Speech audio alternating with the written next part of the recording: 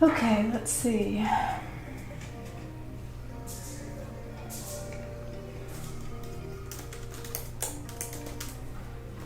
Hello, everybody. Ooh, it's down to the wire today. It's been crazy again. So, let's see. Just let me get one more thing set up. We have several options today for painting, so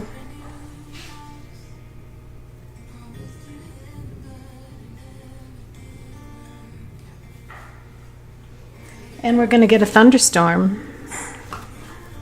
Today I can actually open the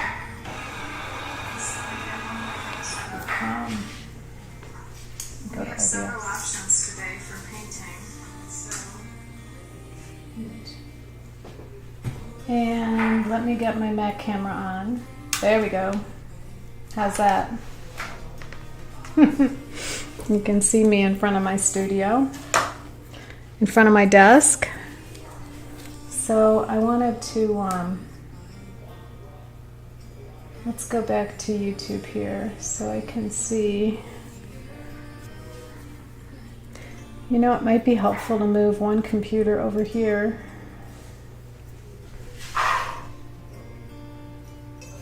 Let's see.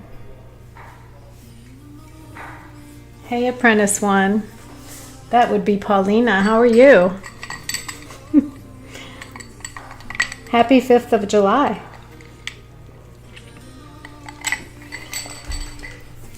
Are you enjoying your weekend so far?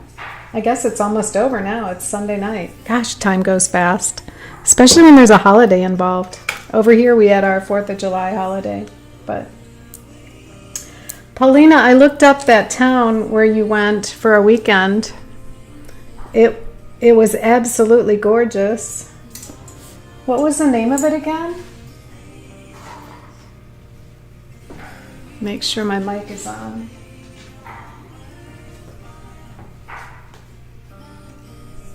Maybe I'll put it on here.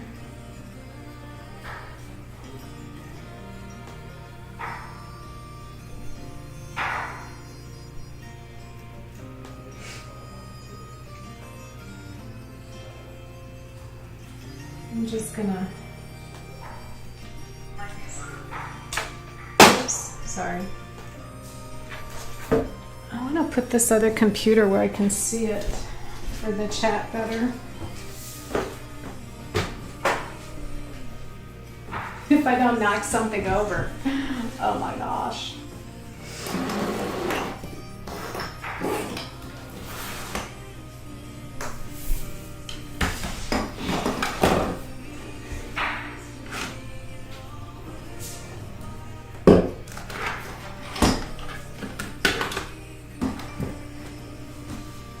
Maybe that'll work.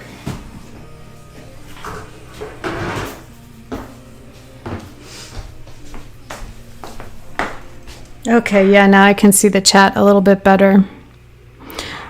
So the name was, yeah, Torun. I looked it up. It's like, it has so much beautiful architecture there. I hope you took a lot of pictures or did some did you have time to do any sketching?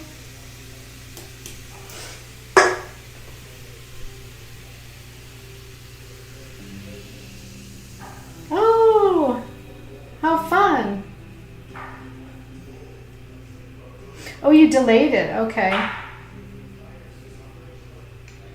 Is it going to be your birthday? Happy birthday. So today you're walking around different parks to choose a location. Nice. And did you find one?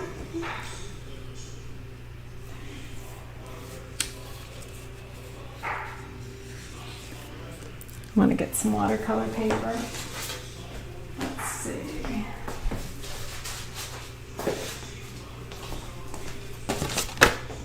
I think I'll just use the back of this, yeah, the back of this painting that didn't turn out very well. So, just, I thought we'd start with this one, actually.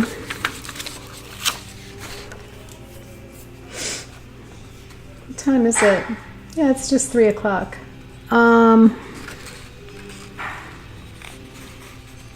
Tina, how are you? We're gonna get rain here in Raleigh, a little afternoon thunderstorm. How is it in Elizabeth City?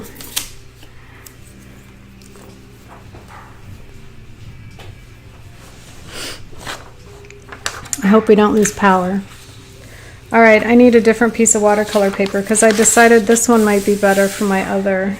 For this one, I got this beautiful picture today from Carly, who's in San Francisco, and so I did a quick thumbnail study of it, and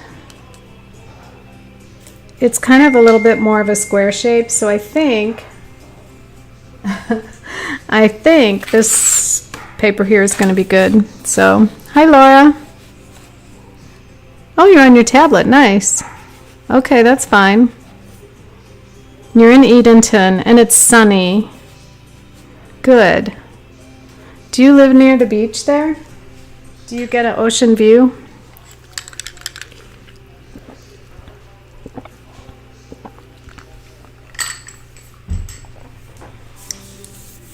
Okay, let me grab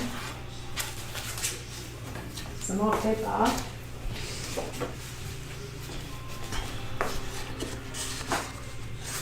Here we go. I wonder if I should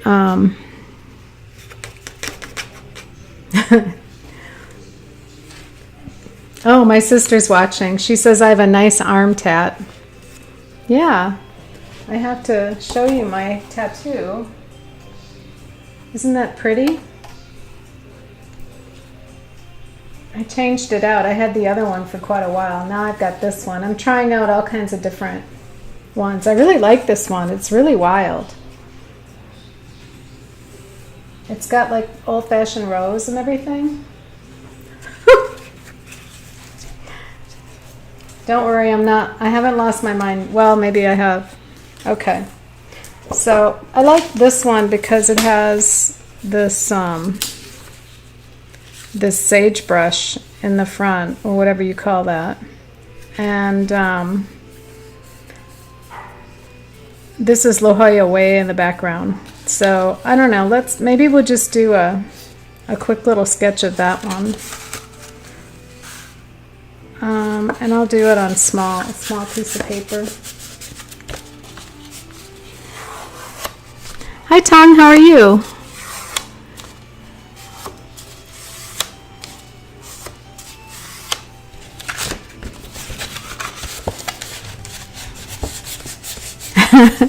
Tina, if you can squint a little bit, huh?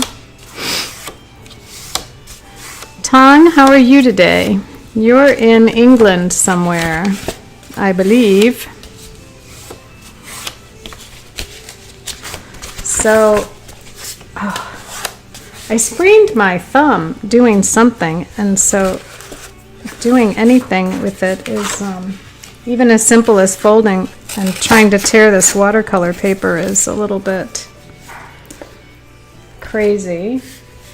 So my sister's watching, and she has her watercolor set. And Terry, I didn't have time to call you. It's been crazy, but what I would do is try to set up your watercolor palette, starting with your warm colors to cool colors. And I think you have about 8 colors on there. And then you also need a bigger area to mix your paint on, so just get like a white plate or something that you can mix it on. And I'm going to tape down this.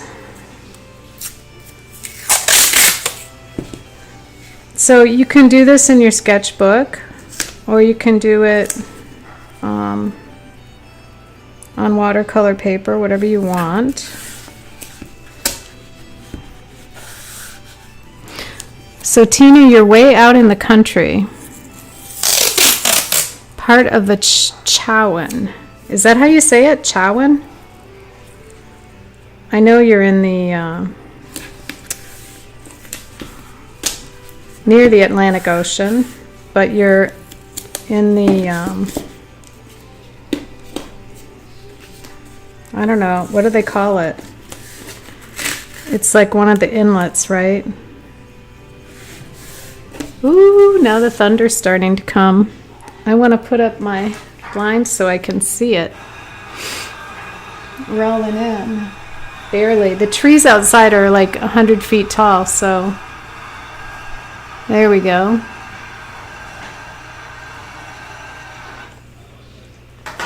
Here we go. Okay, so let's put these on here.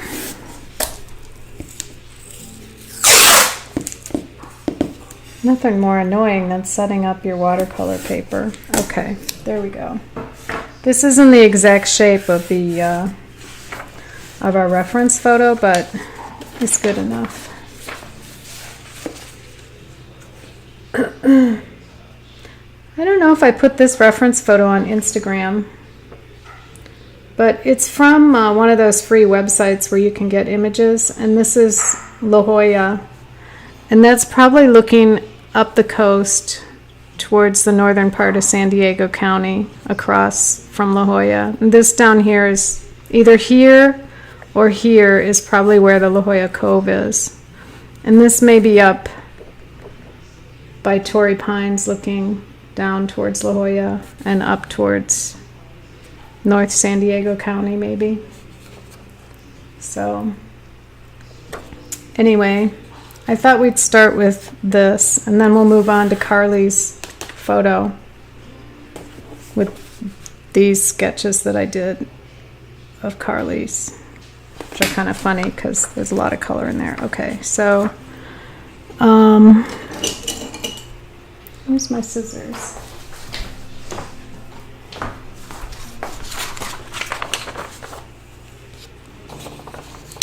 Tong.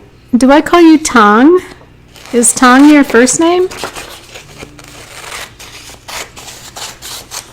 Or do you have a nickname? Like your photo on Facebook. You're in Southeast England. Okay. And what kind of weather are you having there today, I wonder? It's been hot here. You know what? I'm just going to cut this thing all the way around because there we go. I'll just put it right here so we can refer to it.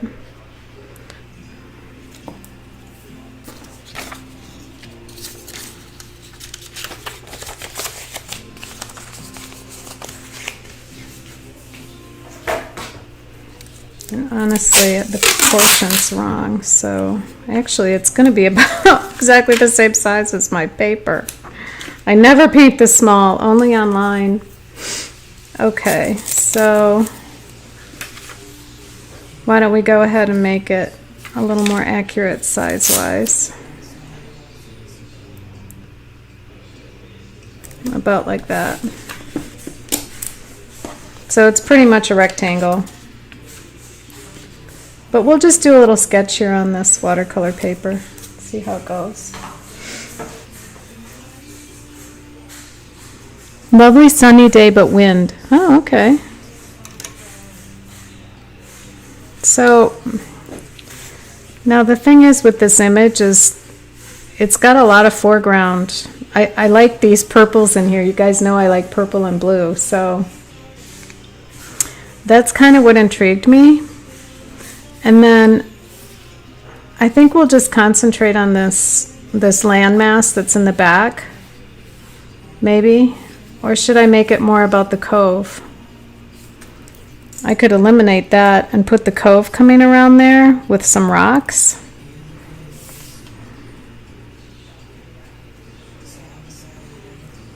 Well, we're going to do that in the next painting, so maybe on this one, I'm just going to indicate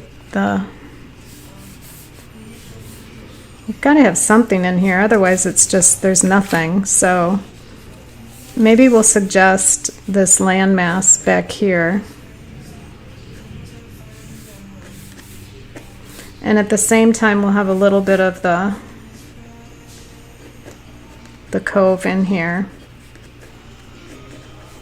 That'll be interesting. And then, you know, maybe over here, some of this sagebrush, which is protected in California, some parts of it anyway. There we go. And maybe we'll have the ocean come around like that.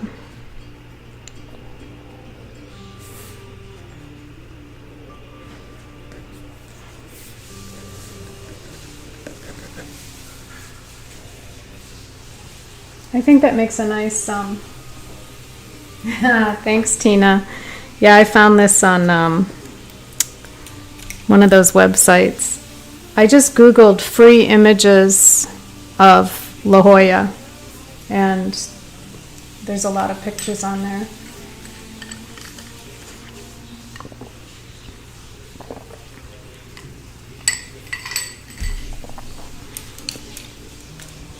So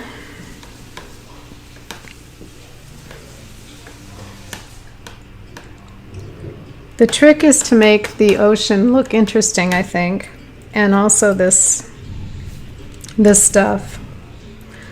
And my problem is always that I want to add a lot of different colors, but I think we'll just keep it like a aqua blue ocean by using a little bit of our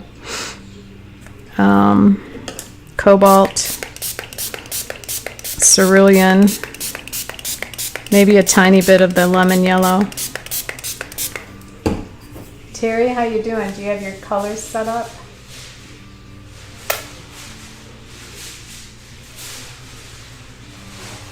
Trying to look at my chat there. Okay. I don't know if my friend Sue ever got on there. She wanted to join today. Well, let's start painting this. There's some clouds here in the distance, so I think I'll just put a little bit of water on there.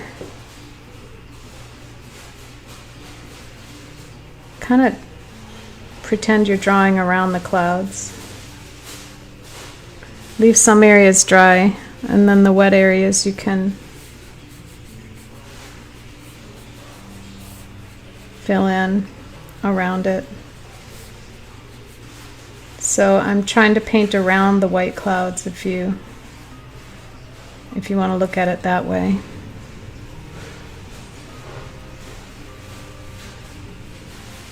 Ooh, that's dark. I didn't really want to do it that dark, but let's tone it down with a little bit of some other color.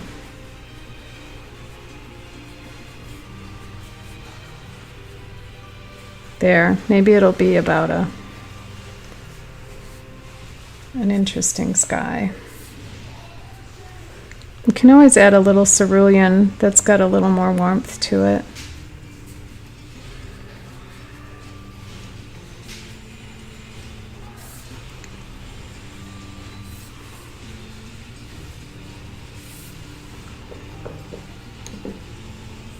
And then if you want to soften any of the clouds, just take a damp brush and touch the edge.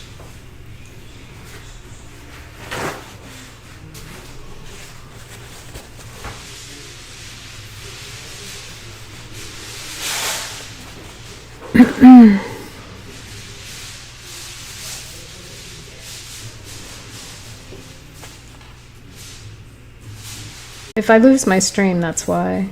But there we go. Now I have to check to make sure my other computer is plugged into my surge protector.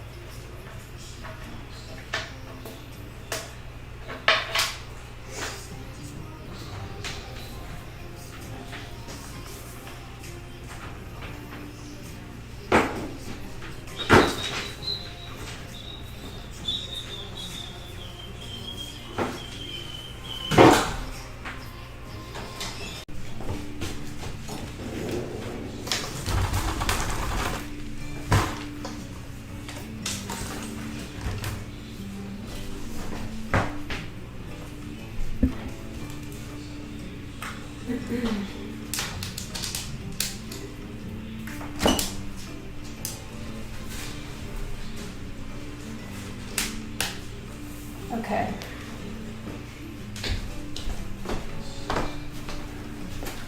Sorry about that.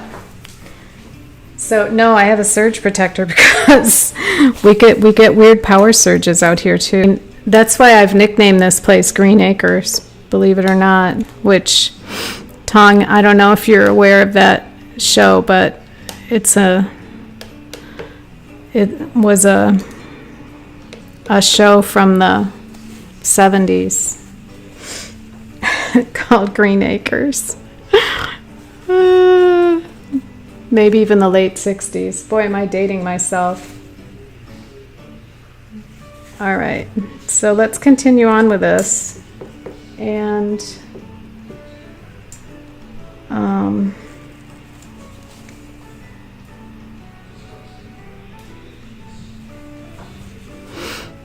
okay, so there's a landmass back there with sand. That's all sand.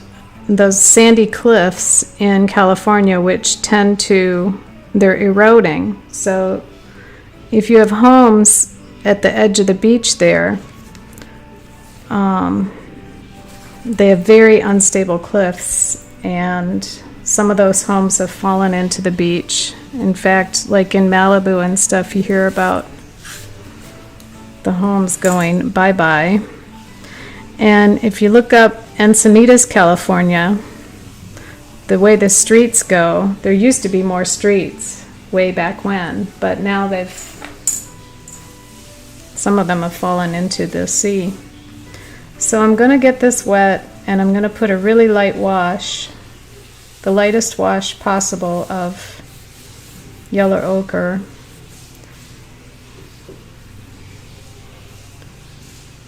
And I'll let that just sit for a sec. I'm going to add a little bit of green to it in a minute. You want to mix up something light in the green world. And by light, I don't mean limey green, I mean like a gray green, because this is in the background, so we're going to drop in a little bit of gray green. You don't want too much water on your brush, because you want it to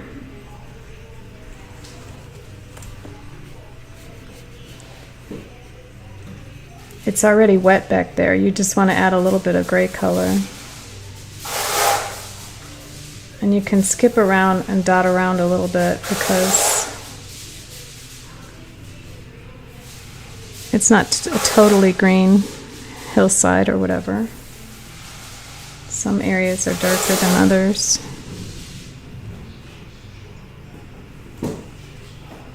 And then there's distant, way back there's in the distant. I just darkened this up a little bit to make the top of this hillside a little bit darker.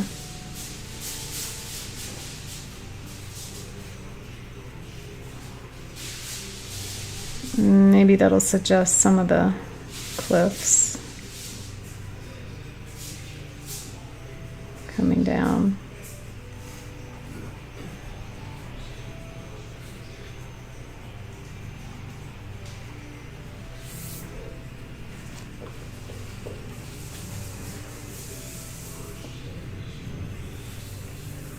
Maybe a little distant blue on there.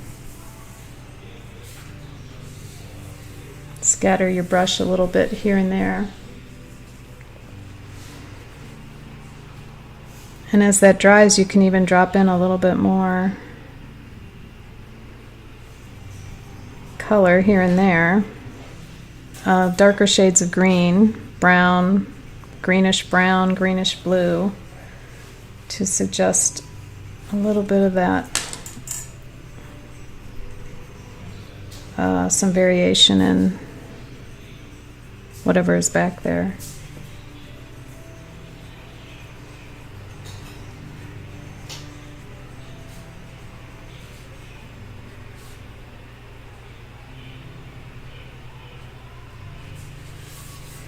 All right, maybe that's enough playing around with that for now. Let's move on to the beach here and think about that color. Hey, Sue! Nice to see you! I'm glad you figured it out. I think this is the first time, isn't it, that you've been on with us? Yay! Sue is our friend in Elizabeth City, North Carolina. And Sue is one of our gracious hostesses for the Splash event there that we go to. And she's an amazing artist as well. So we're doing this little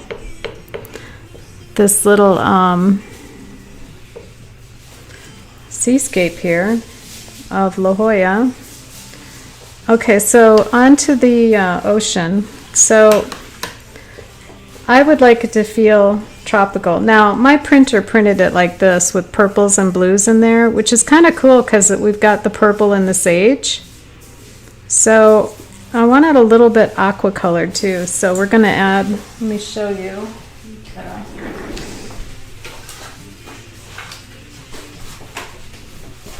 I'll just use this scrap of paper. So if I take cerulean blue and I add a little bit of lemon yellow to it, maybe a little bit of cobalt. There's that kind of aqua color, turquoisey color.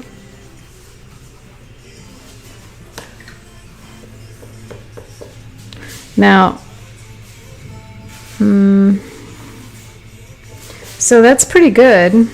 I think just a little bit more blue in there. If I drop in some ultramarine and let that go, then I get that deep blue sea look that I like, that I think will be really pretty in this for the ocean color. And if I want to drop in a tiny bit of magenta into there, ooh, let's be careful. I can even get some of that purplish shadow. So I like that in just a little bit when I get up close to the shore here, so that we have a little bit of shadow from the kelp, from the seaweed that's underneath there, and maybe some of the rocks around the cove here. So let's go ahead and get a little bit bigger brush, and we'll mix up our cerulean, cobalt, a little bit of lemon yellow, or you can just use lemon yellow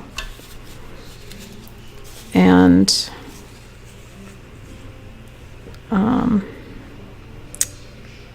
cobalt. I'm going to add a little bit of ultramarine too, and some of that yellow, and there you go, you've got your turquoise.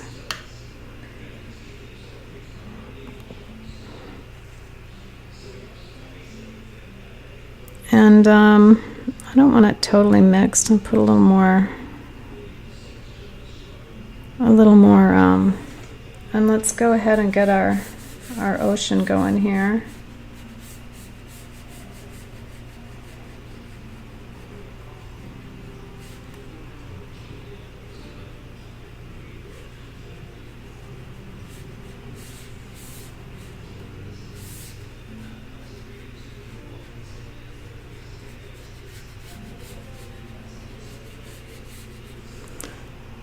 I'm going to add a little bit more of the turquoise-ish color to this as we come down the page a little bit. We can skip and leave some spaces that have a little bit of wave action there. and skip around these rocks so that they have some highlights on them.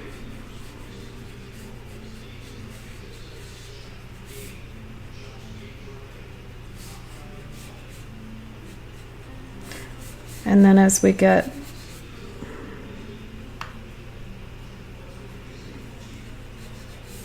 just adding a little bit more color here and there, and maybe down here by the cove, that's where I'm going to add in a little bit of shadow.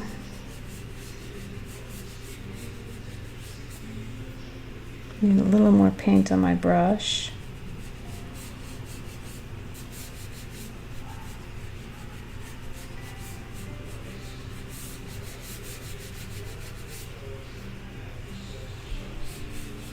I'll just pull that down.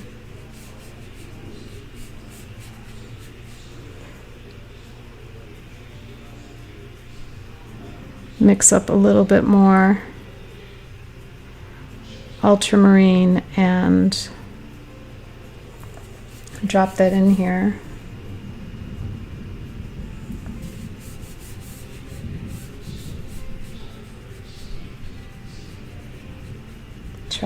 Try to just scratch it along the cove there, and then maybe a little bit there, going out to sea. Now I've got a pretty good mix there, I think.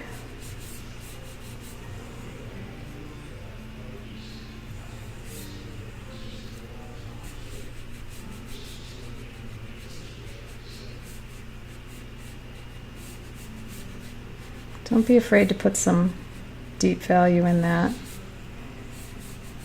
And I think I might even just touch a few places out there in the distance for a little variation.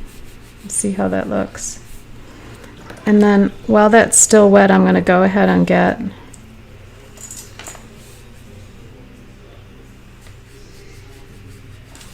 a little bit of yellow ochre and raw sienna, kind of a brownish greenish, to suggest this. And I'm using a little bit of leftover brownish greenish stuff, so if you don't have brownish greenish left over on your palette, just add a little bit of burnt sienna to your yellow and blue. Make a green, and then add a little bit of burnt sienna to it, and you can vary this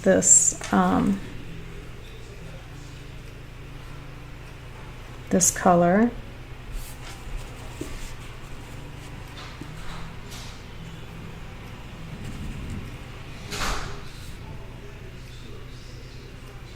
I'm just softening some of these edges and trying to make it look good.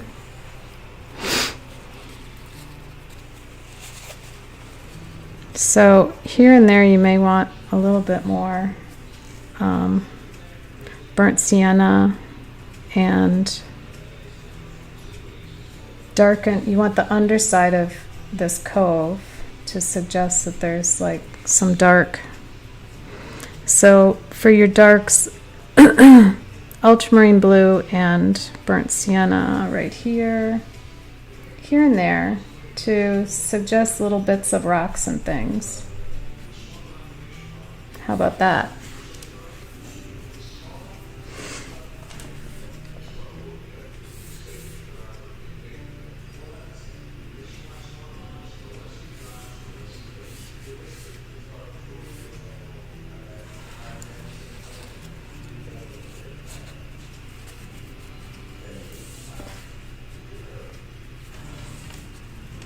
And then maybe as it comes around, we'll just give it a little bit of a sandy looking foreground right through there.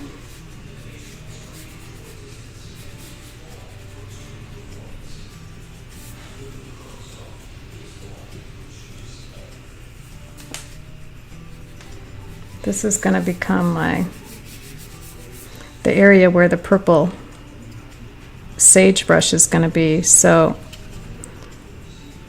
I'll just mix up a greenish, like a light green base here, and start dropping in some of that color.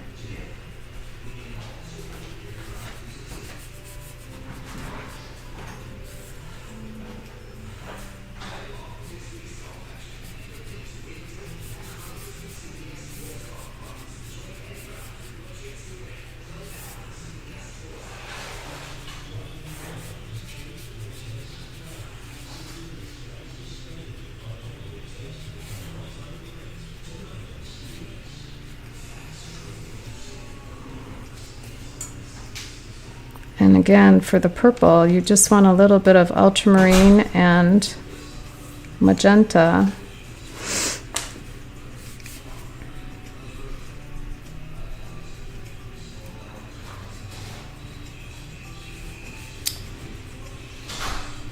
Maybe going a little bit dark with this, but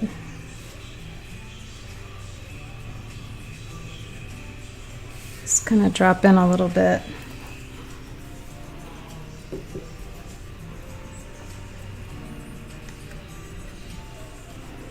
At the same time, I want to splatter the green, the yellow and the green. This brush is a little big for splattering. So I want to just randomly drop in this purple sagebrush into those greens that I've just put down there.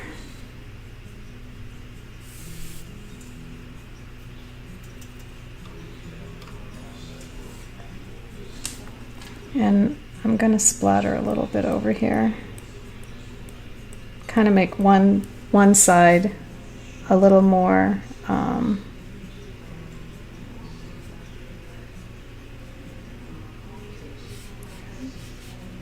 little bit bigger shape than the other.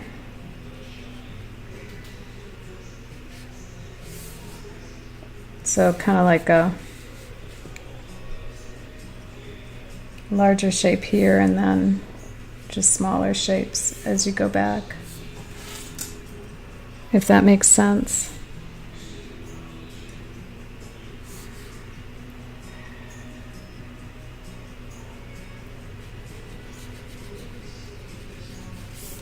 That's probably enough of that.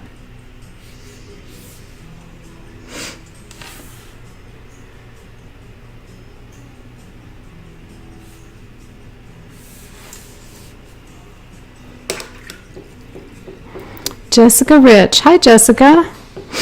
Hey, there's DJ. Hi, DJ. How are you? It looks much more like water versus the other artist I was telling you about. Haha.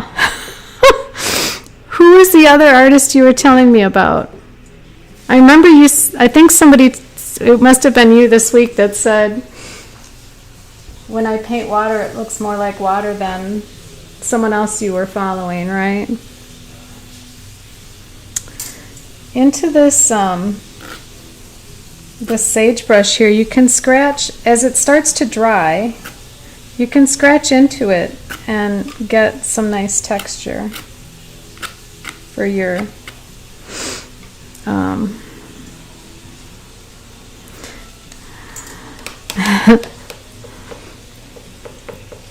Jessica, I forget where you're from or where you live, where you're at. Oh, it's Jesse and Noah. Oh, okay. I didn't recognize the name on there. Jesse, now I got it. Hi, Noah. How are you?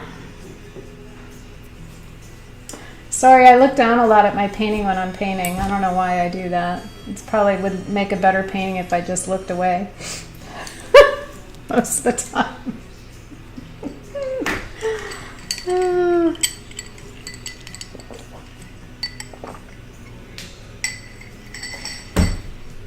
DJ, you've been painting portraits, I see, from your Instagram posts. And if anybody wants to see DJ on Instagram, DJ, you can put your Instagram handle up there if you want. He likes to do portraits. In fact, anybody out there, if you have a website or Etsy or Instagram or whatever, if you want to share that information, go ahead and put it out there for us to see your work. Tina, I don't know if I've seen your website. So if anybody wants to share that, they can.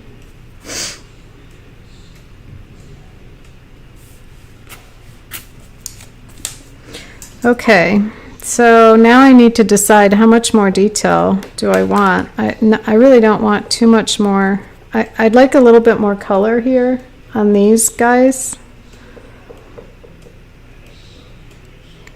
I'm not sure the best way to achieve that. It's almost like I need a little sunlight hitting them or something. Maybe some real light greenish, real light color. But for that, I think I'm going to have to add a little bit of Chinese white or gouache to get it to show up on top of this, what I already have here.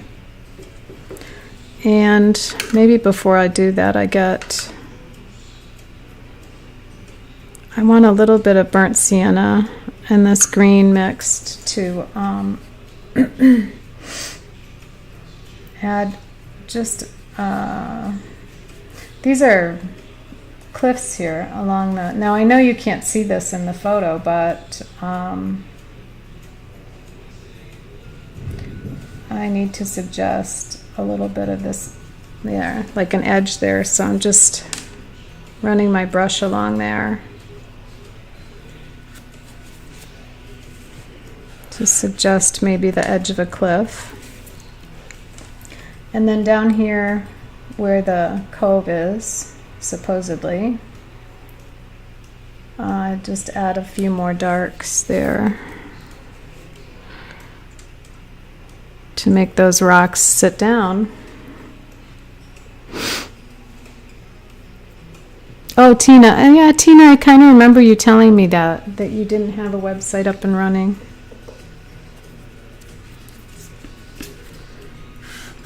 Tina did a beautiful painting this week. Tina, you should post your painting that you did in our Facebook group if you want to.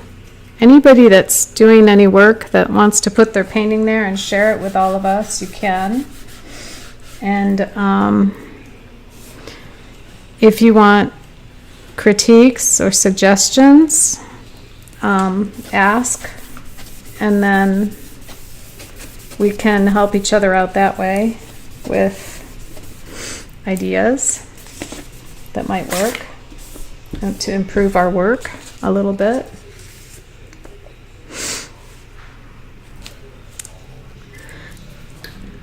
Now I think if I had done this as a bigger painting, I would have had more room to explore, adding some different, like one or two really good shapes here of some of this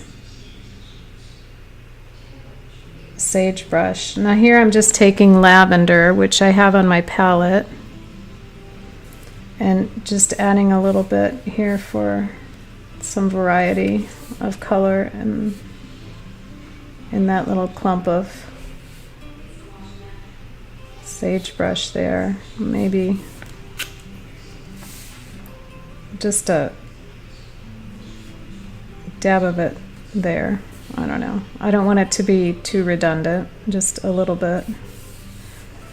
And then maybe I'll put a tad of it back there on the rocks.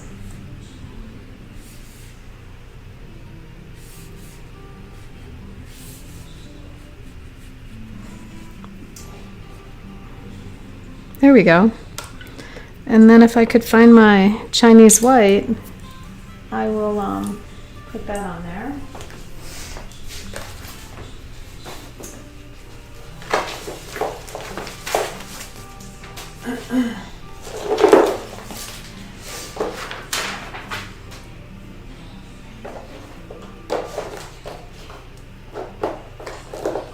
Okay, where's my white?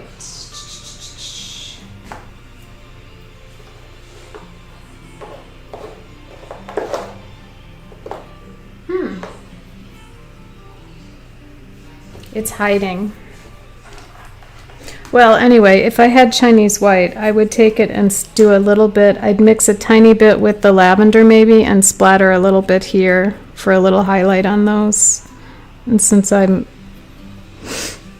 not seeing it right in front of me, I'm assuming that I probably picked it up somewhere and then, oh, here it is. It's behind my water. All right. So what I'd like to do with that is add a little, so I just take a little bit of the Chinese white and I'll mix it with a tiny bit of the lavender that's on my palette and maybe just put a few, it's not getting the color I want. Let's just make it. We're going to do pink flowers, DJ, right here. I just want a little bit of, I don't like the color. Let's mix up a pink.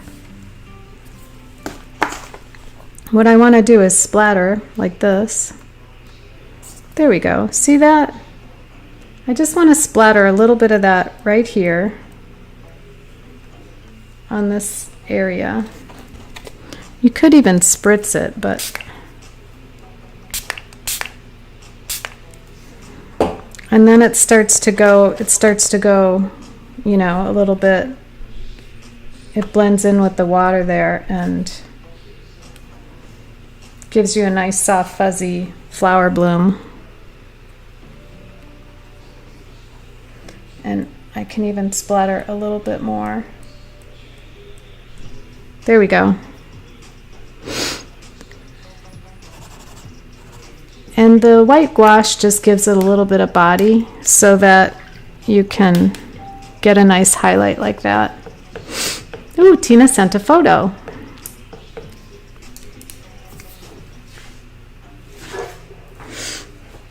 And look what I've done with my gouache now. I've got pink in my tube of gouache, so maybe I'll clean that out of there a little bit.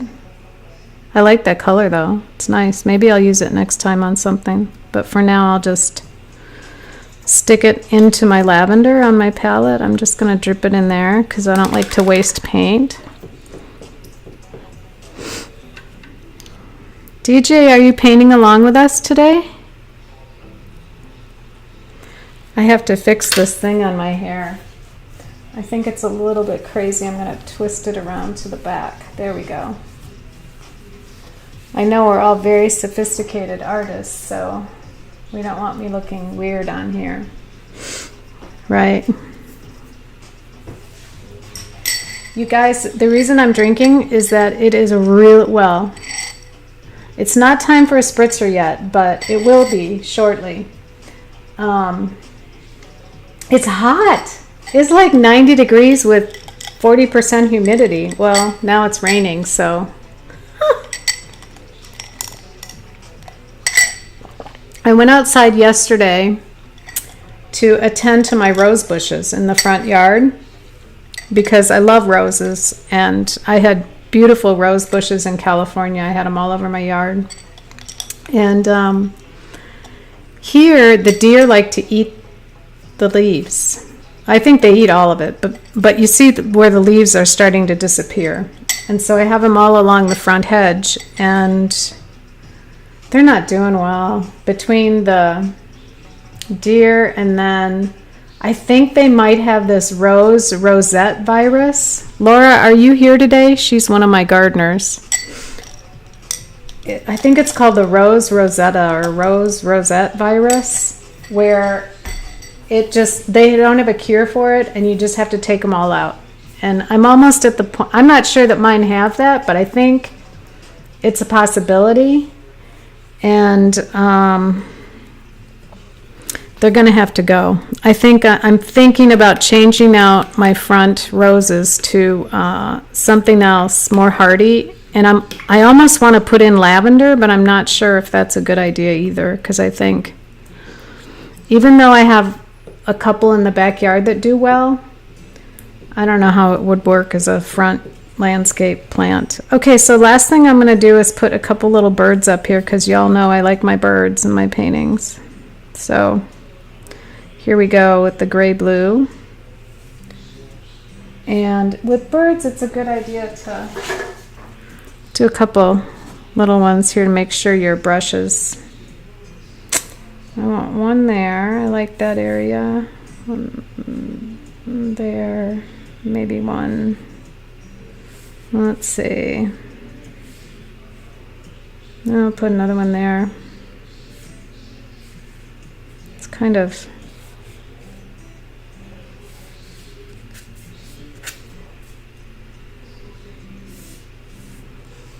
We'll see how that dries.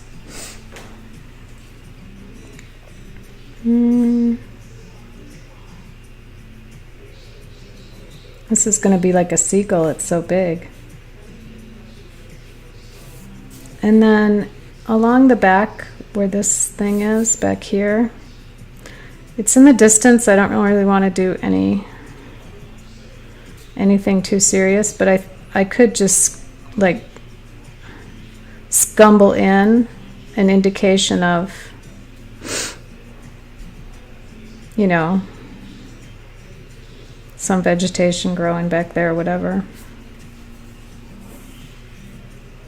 And that's it. I'm going to take the tape off.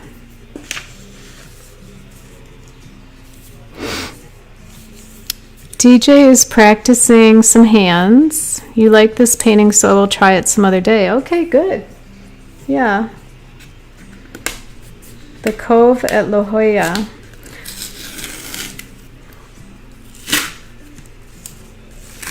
So some days I just, you know, I love to see everybody's Instagram posts. So I get up in the morning and I make my coffee, and then I tend to look at my Instagram. I used to look at Facebook a lot more, but now I don't as much. And then I noticed that I don't even go to my email lately. It's just not as exciting. So yesterday I noticed somebody wanted to buy a painting off of my Etsy site. And the message was from 2 days ago. So I'm like, wow, I better start paying attention to my email a little bit better. And the person wanted to buy one of my Hawaii paintings, Waikiki. And he wanted to buy a print of it. And so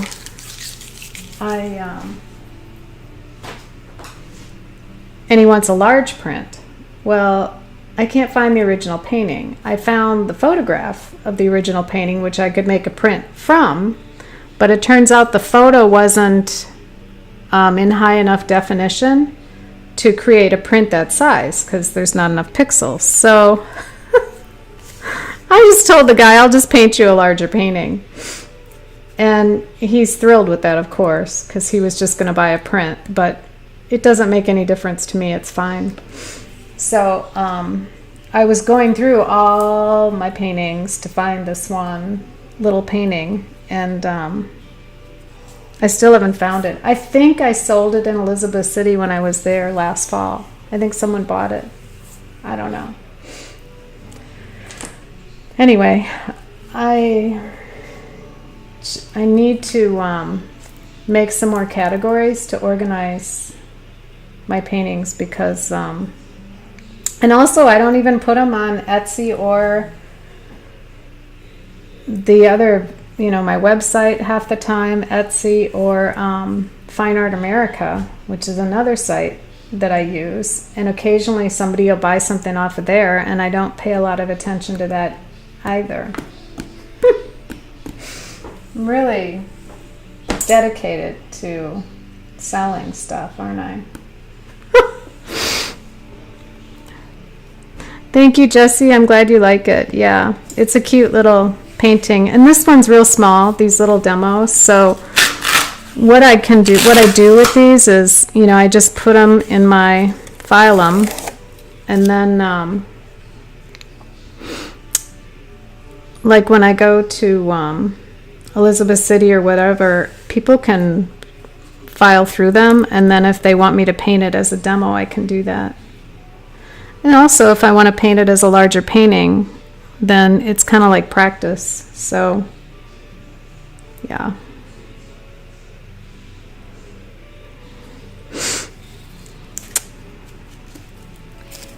So, and Jessica, I think I told you about my friend Hope's studio, where she has the fun art lessons for kids. I have to find out if she's still doing the online lessons. I know she's doing summer camps right now. Hi, IFAT. How are you? I just see your name on there. Nice to see you. Okay, so there they are. And notice how I changed the, you know, I added like more of the cove in here, even though you couldn't really see it. Oops, just want to turn my, okay. La.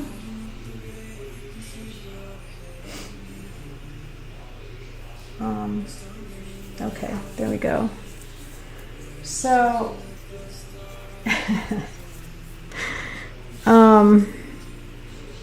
so now I need, are you all ready to do another one?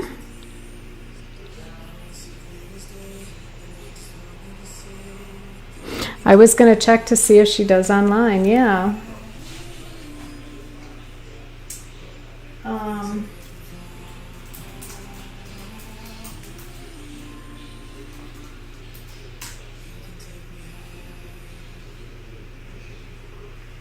Yeah, Jessica, you can go to, let me just type it in. It's Studio 511, Studio 511 Art and Soul. And she posts everything on Facebook. And it's really cool to see all of her, she posts a lot of the kids' art and her art, and she's having summer camps now, so they're doing some fun stuff. But during, you know, March and April and most of May, she was doing everything online, so you can check and see.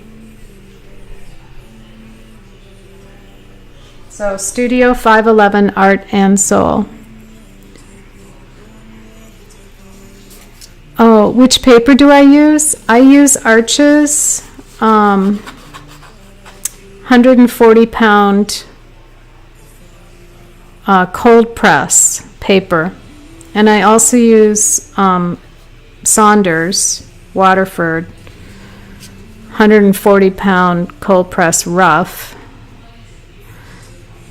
And oh good, Jessica, you've got her page bookmarked. Yeah, there's some cool stuff on there for kids, really cool.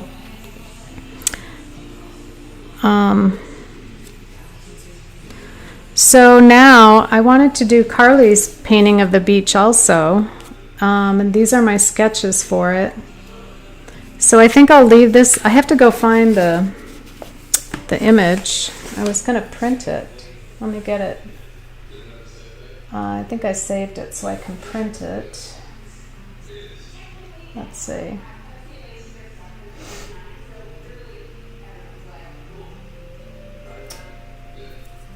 Trying to remember what I did. Oh, I saved it to my phone because it was on Instagram. Terry. Okay.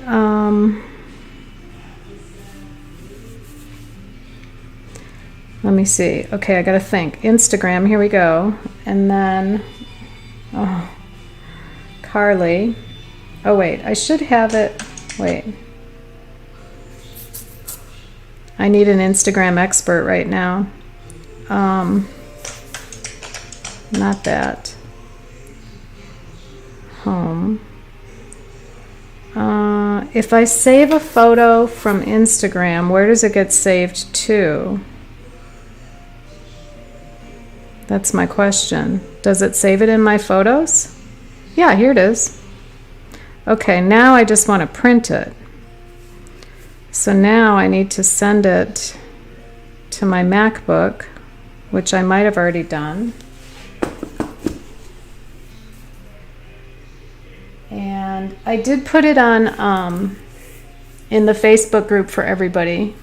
So everybody should have it. Can I send a 120-pound cold press rough? I'm writing it so I can remember. Can anyone send me the other website we have to look up? Oh, sure. Here.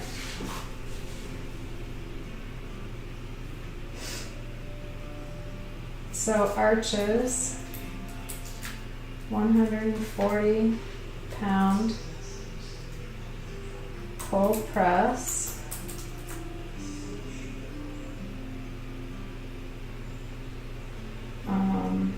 And or Saunders,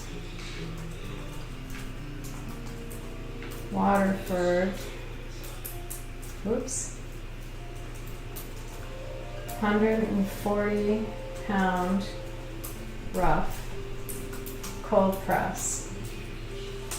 Just remember, IFAT, that, and everyone actually, cold press paper has a little bit of texture to it. Hot press paper is real flat, like as if you took the paper and ironed it with an iron. So I always use the rougher surface because I like a lot of texture in my paintings. And here, just wait. I want to print this. Here it is. Okay, let's see. Let's open it up. Sorry, file, print. You know what? I think I already printed this. Let me run to the printer.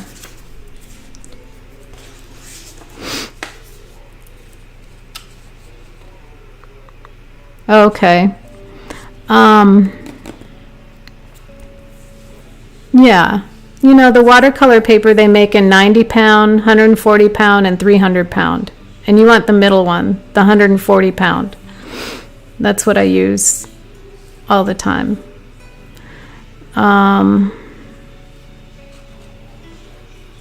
Let me run and get that picture. I'll be right back.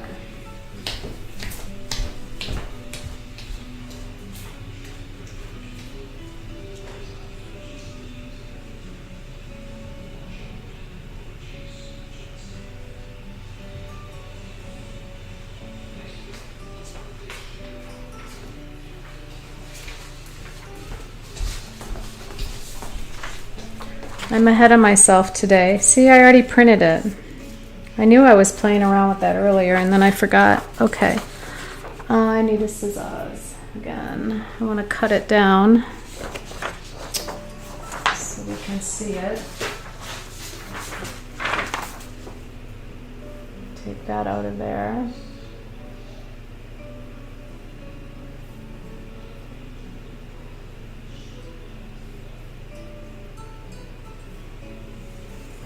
Okay, here we go.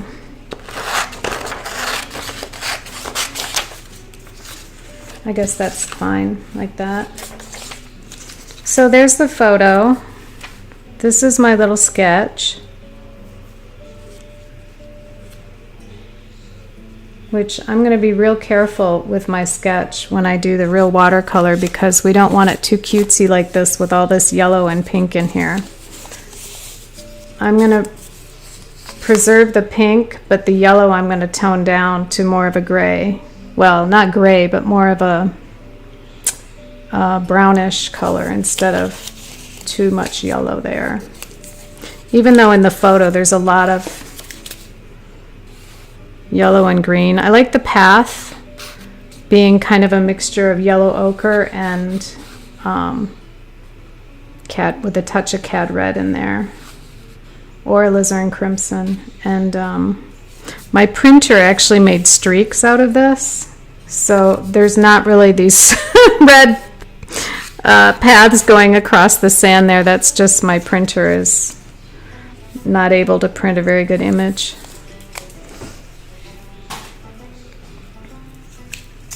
So this is the photo that's, oh, and then do you need the, I'll give you the website for the Facebook group is Sketchbook Sunday Watercolor group. And you can just go to there and then ask to join, and then I let you in. There's a cardinal outside my window on the bird feeder, and he has a piece of straw, pine straw, in his mouth. Looks like a toothpick. It's pretty funny. And while I'm thinking about it, I might turn on my lights. Woo, there we go. Now that makes me look like 20 years younger, right? I put the studio light on. Brighten me up, and I've got all this gear in front of me. My face camera is my camera on my Mac. So there we go. All right, let's see if my sis is talking to me. Are you still there, Terry? Are you trying to paint? And then Tina, you sent me an image too. Thanks, you'll do that. Okay.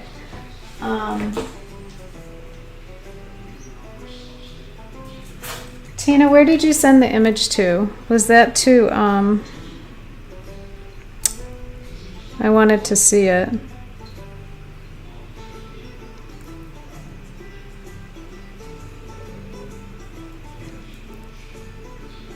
Was that a message? And maybe it was a Facebook message. I have my YouTube open. Facebook. Let's open another page here. I'll do it over here. There we go.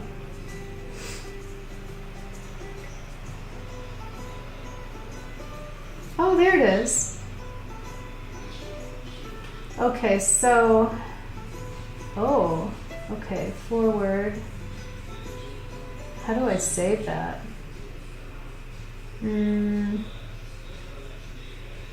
Oh, there it is. Okay.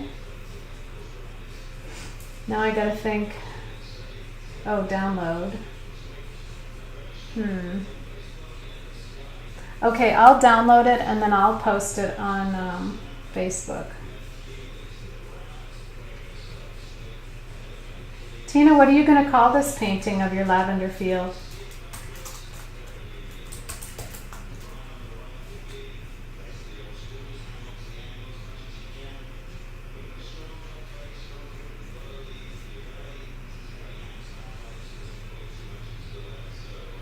Okay.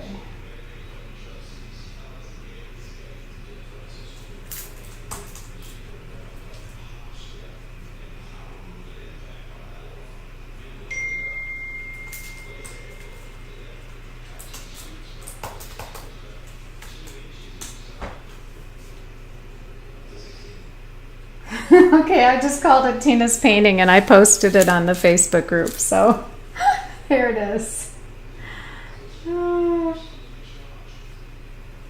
It looks good. I love the painting. It turned out amazing. All you had last week was the sky, and then you were going to decide if it was going to be land or water, and you did the lavender field and it turned out amazing. It looks like an oil painting. You know, how the brush strokes and everything. It's really pretty.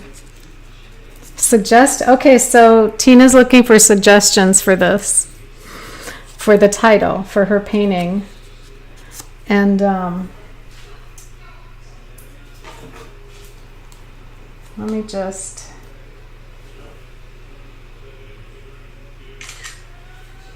Okay, so this is what it looks like, sort of. So I just took a picture of it with my phone,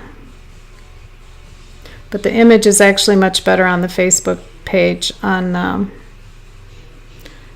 Sketchbook Sunday Watercolor group. So I don't know, maybe a good name. There's probably people out there that are better at coming up with those ideas than I am.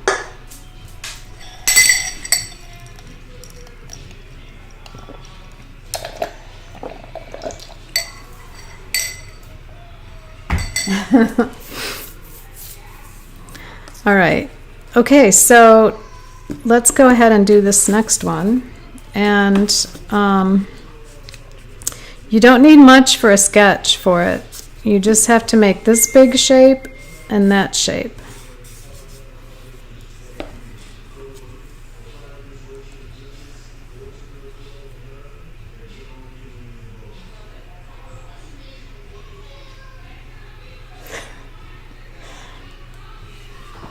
All right, let me get some paper. This one maybe I'll do a little bit larger. Well, we'll see. Maybe not. No, I already had, yeah. All right, here we go. I have this paper ready. So we'll just do it the same size. Small painting. We can always paint a bigger one if we want to. And I'll tape this down.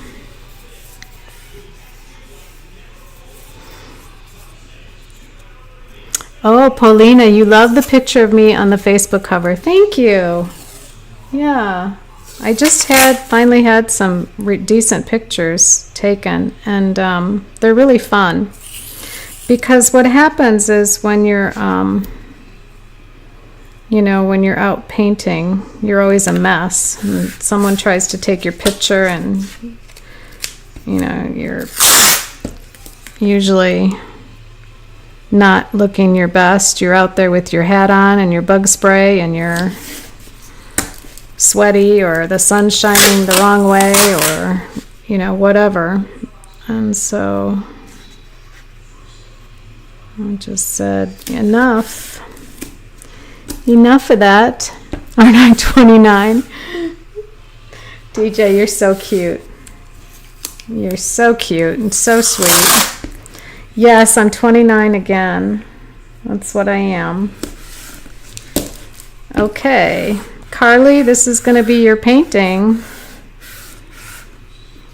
Well, it's not going to be your painting, but I'm painting it from your photo. Let me just...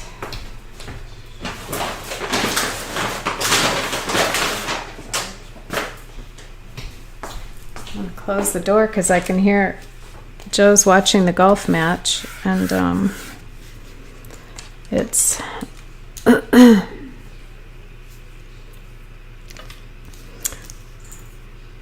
okay, so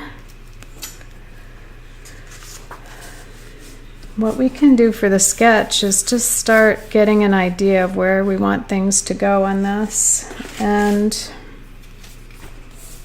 we want towards the upper third, the top of the cliff, and then this big rock here, we probably want that in the sweet spot right about where I've got it, right there. So if you just, and then if you divide your paper into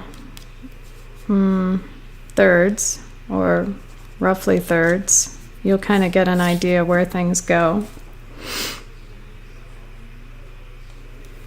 So the bottom of this rock should be about a third way up the page, because that's going to be one of our, kind of our center of interest. Maybe not entirely. I mean, I could make, well, maybe it is.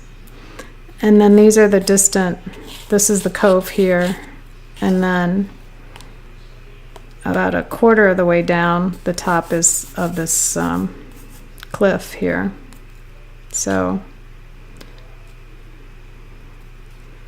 And if you really divided the thing into thirds, you could see, let's see, 1/3, 1/3, where things intersect and where the sweet spots are if you're using the Fibonacci spiral rules of composition, where you place the center of interest in your painting. So I like this area here where this rock is. And you can see the rock is in the middle of the ocean. It's the darkest dark on the lightest light. And so, you know, in this beautiful photo, this is really, your attention is really drawn here first, and then you go up, you follow the white up here, and you see this kind of secondary area, and then your face your your eyes come back around to the foreground of the painting. Or you could say, you know, you go up this trail to the back there and down around and back out.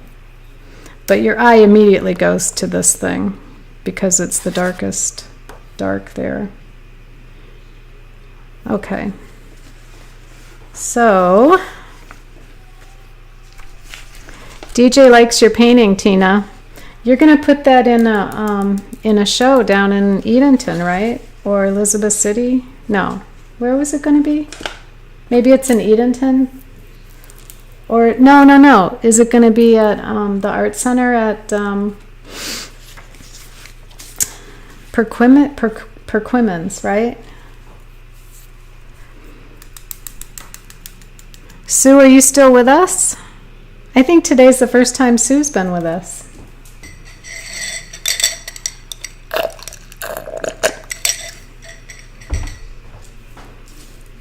And I don't think we have Kathleen and Irene today. I talked to them earlier and they weren't sure Irene was going to be able to join us, so I'm sad about that. I think she's been having too much trouble with her arm and shoulder. So let's go ahead and put our placement in here for our, this is going to be the rocks far out there on the ledge, and I'm just trying to swoop around here to get, again, this cove.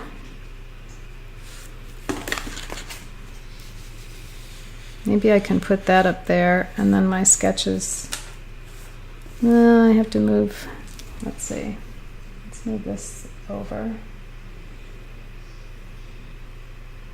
Oops.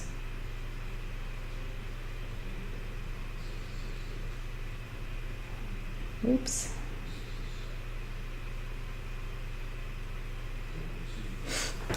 Okay.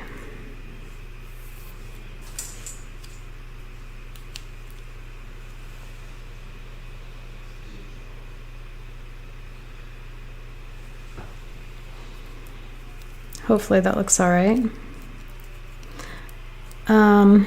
Okay, so the cliff.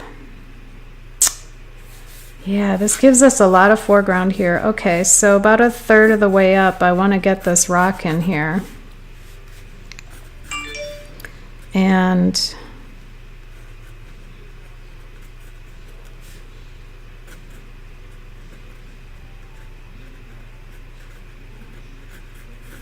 there it is.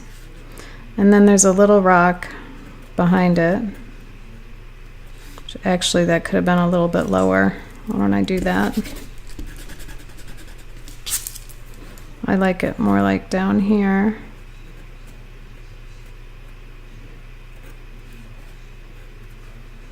I think this rock fell off of that one along the way. This is really more of a straight shot like that. Oh, you're saving it for the members show. That's right. Okay, good, at Perquimans. Okay. So back here we have some distant rock shapes, but I really kind of want to minimize those. I don't want them to take over too much. Let me get this big one back here first. This one is the tallest. this guy up here.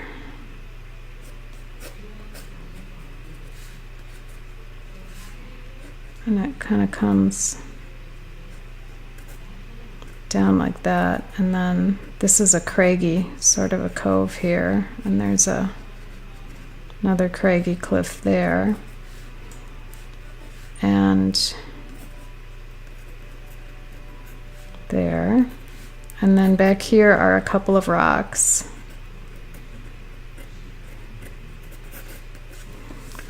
And then back here I'll finish off with this other sort of cliff shape here that I think I brought that out a little too far. Let's see.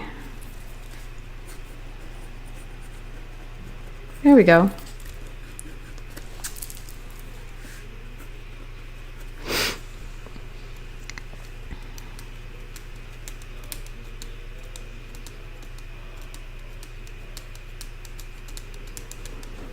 Okay, so, and then back here, I think I'll make, well, we'll get this one rock here that broke off, and then these, that'll just maybe go off the page.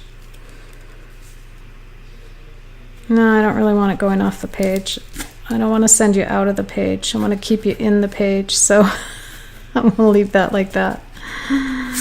I just don't want it to mirror what's going on down here, so I think I'll just make that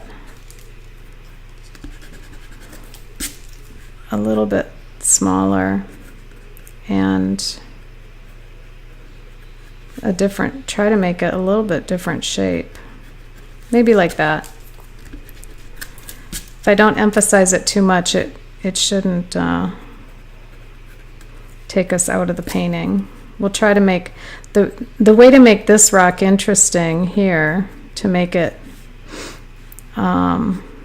is to make it the darkest, but also to have some variation in the color of it, so that it, now I may just take a tiny little pencil line and remember that I need to keep all this area here light, and then there's like ocean water here coming in, and this cliff is going like that,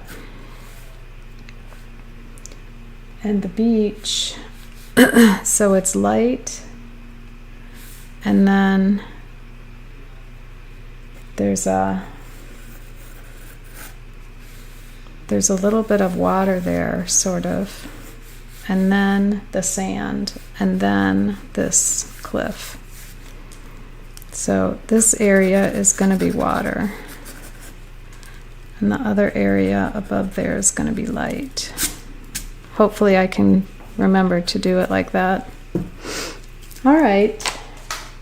I'm still thirsty, so I'm going to get a drink real quick. It's 4:30. It's almost time for a spritzer. If anyone wants to join me, we'll take a 1-minute break and grab a beverage, and then we'll start painting this cute little ocean study here from San Francisco. And we'll have to ask Carly where this is. I know they went hiking today because she posted, and if you follow her on Instagram, it's at Carly Ray. I put it in the, here, I'll type it in here.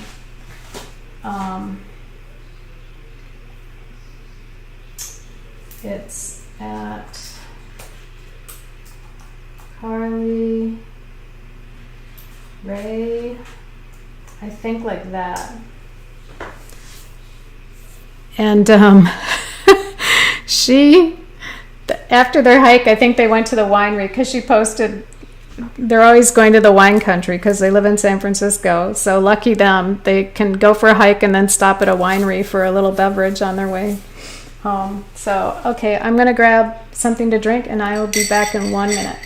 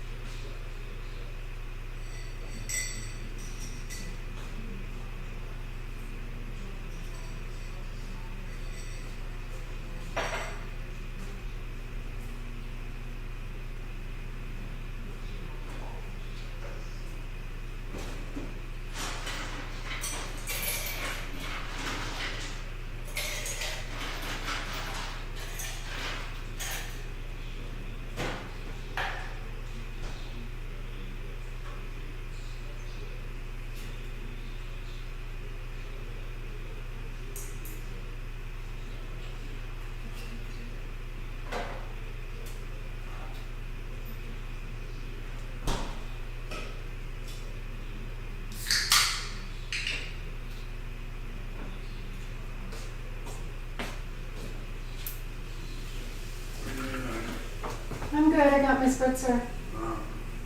I could use a lime, maybe. We have a lime. Okay. Spritzer time.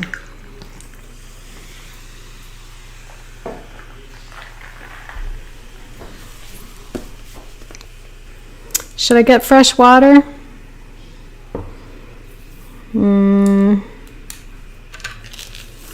It's a little bit, it has a little bit of gouache in it, so I think I will get fresh water real quick. Thanks, honey. There you go. Joe brought me a couple of limes. You can't have a spritzer without a little lime squeezed in there. I'll use them both. What the heck? Pauline, aren't you glad you met us in New York City when we were there? She's probably just shaking her head, going, those two are funny. All right, let's see. Ugh.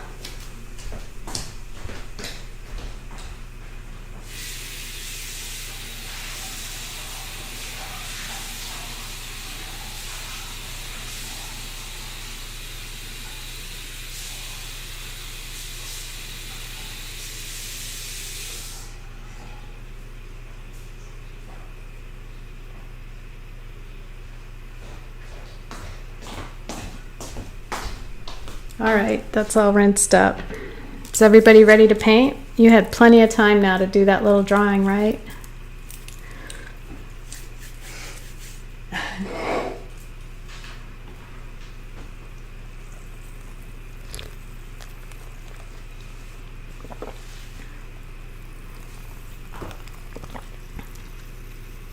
Oh, it's almost a year since we met in New York City.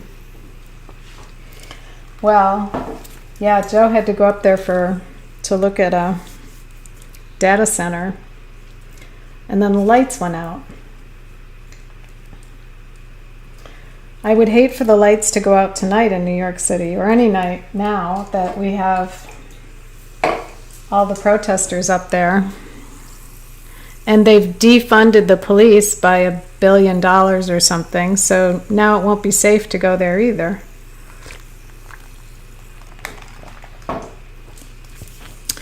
Okay. I mean, I would certainly think twice about going there if crime is going up and up and up and up, and there's less policemen on the streets, and they say they're not going to have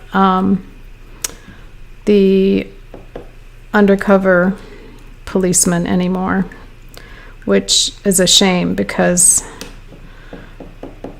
if you remember back in the day when you really didn't want to go because it wasn't safe, and now with this whole protesting thing, some of the thugs have come out. Whatever, they don't want as many police, that's fine. I'll go to another town.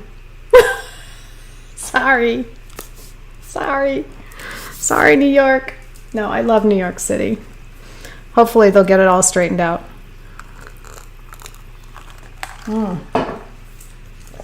Okay. Well, let's see what we can do with this one without any further stalling. Let's put a sky in. And again, I think we'll use the same color palette as before. And I think I kind of like wetting parts of the sky first, and then dropping in some paint.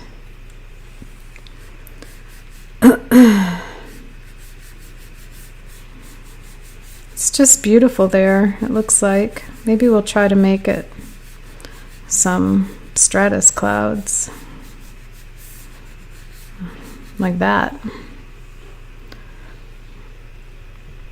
And I think I might even just splash some water on there. And then to give it a little, you know how you have highlights when you get your hair done and then you do it so many times that pretty soon you need lowlights? Laura, oh, so true. I bet the politicians have security. Yeah, no kidding. It's just insane what's going on with these defunding police departments. I understand that they need, more training, and stuff like that. I'm all for it. I'm all for it. But when you can't keep your cities safe because you're too liberal to act against lawlessness, I'm sorry. That just doesn't resonate with me. That's illogical and ridiculous.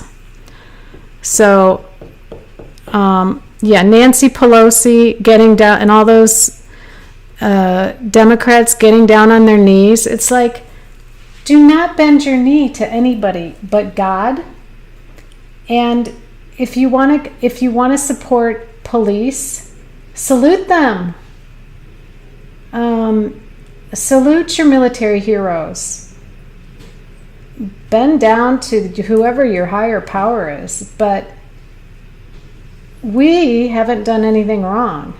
I'm not a racist. I'm sure y'all are not racists. Things happened in the past. There's a few bad apples. But going crazy off to the left end and getting weird about this stuff is just weird. And then all the stuff I read about, the ladies who run the Black Lives Matter organization are trained Marxists, and therefore they are looking to reform government in a very leftist way that doesn't make any sense at all. That's going backwards. But anyway, I'll let you all look up those people on your own. I don't want to get into a political rant. I just think our politicians and society have gone a little bit over the deep end. Okay, so here we go. I'm gonna just add the slightest bit here of a yellow ochre wash, very light down here. And I've already gone into part of the area I didn't want to, but I just want that really light, and I'll just wash that in like one big wash. And also there. And then to give it a tiny bit of that red tone, I'm just going to take a little bit of this Cad Red and just drop it in there, here and there along this path.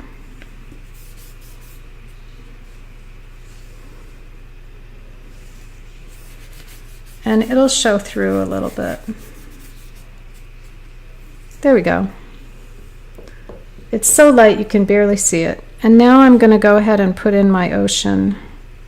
Now this sand color down here, let's not forget, where's my sketchbook?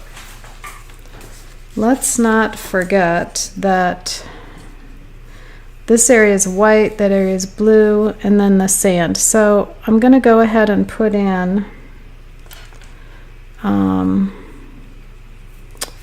just a light wash of this right here. And notice how I'm kind of using a little bit of the side of my brush to skip around this coastline.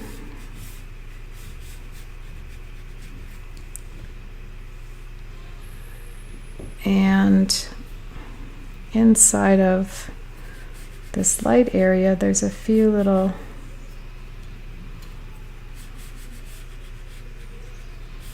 remnants of wave action. And I see a little bit of purple in my photo, which is a shadow of that rock. So I'm gonna just knock that in there. It's like that rock is casting a shadow on the beach there.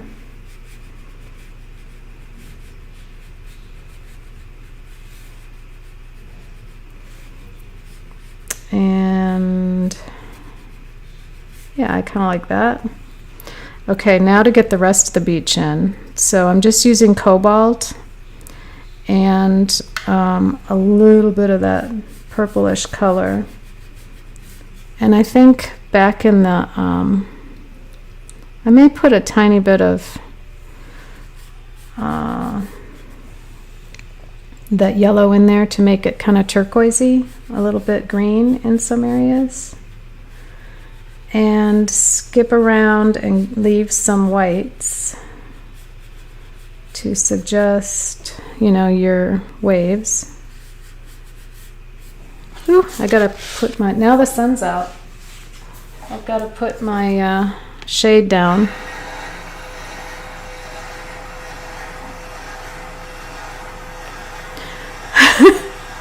Sorry for the political rant, you guys. I'm just like, it's just illogical what's going on. I mean, people can still protest. That's great, you know. That's what this whole country's about. But if people are looting and stealing and shooting and robbing and acting like asses, well, then you have to, you know, put them in their spot, for God's sake. So the rest of us don't suffer. And by the rest of us, I mean all of us, the entire population. And I don't think Americans are systematically racist. And today on the morning news, the Sunday, we have a show here called Meet the Press, NBC. And where was my train of thought? Oh, they said that that President Trump has not addressed systemic racism. Well, no, he hasn't addressed it because there isn't systemic racism. There's not. I'm sorry. There's some bad apples.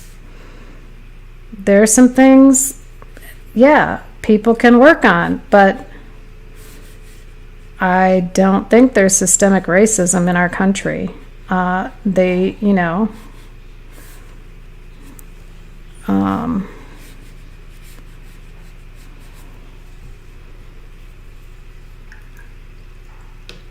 so why hasn't he addressed it? Well, you know, maybe he's busy dealing with COVID. First of all, there isn't systemic racism, for one thing, and secondly, he's too busy trying to get the governors of these states to keep their cities in check. Governors that don't want to govern because they feel like they're going to insult somebody. I'm sorry. No. No, no, no, no. No. Never make excuses for not maintaining law and order. Okay. It will only hurt your city in the long run. I want this to look a little bit more aqua, so I'm just mixing up a little bit of that cerulean blue with the yellow, and then you get some aqua color out there in your ocean. And I didn't do a very good job of connecting this this area here where the surf comes up against this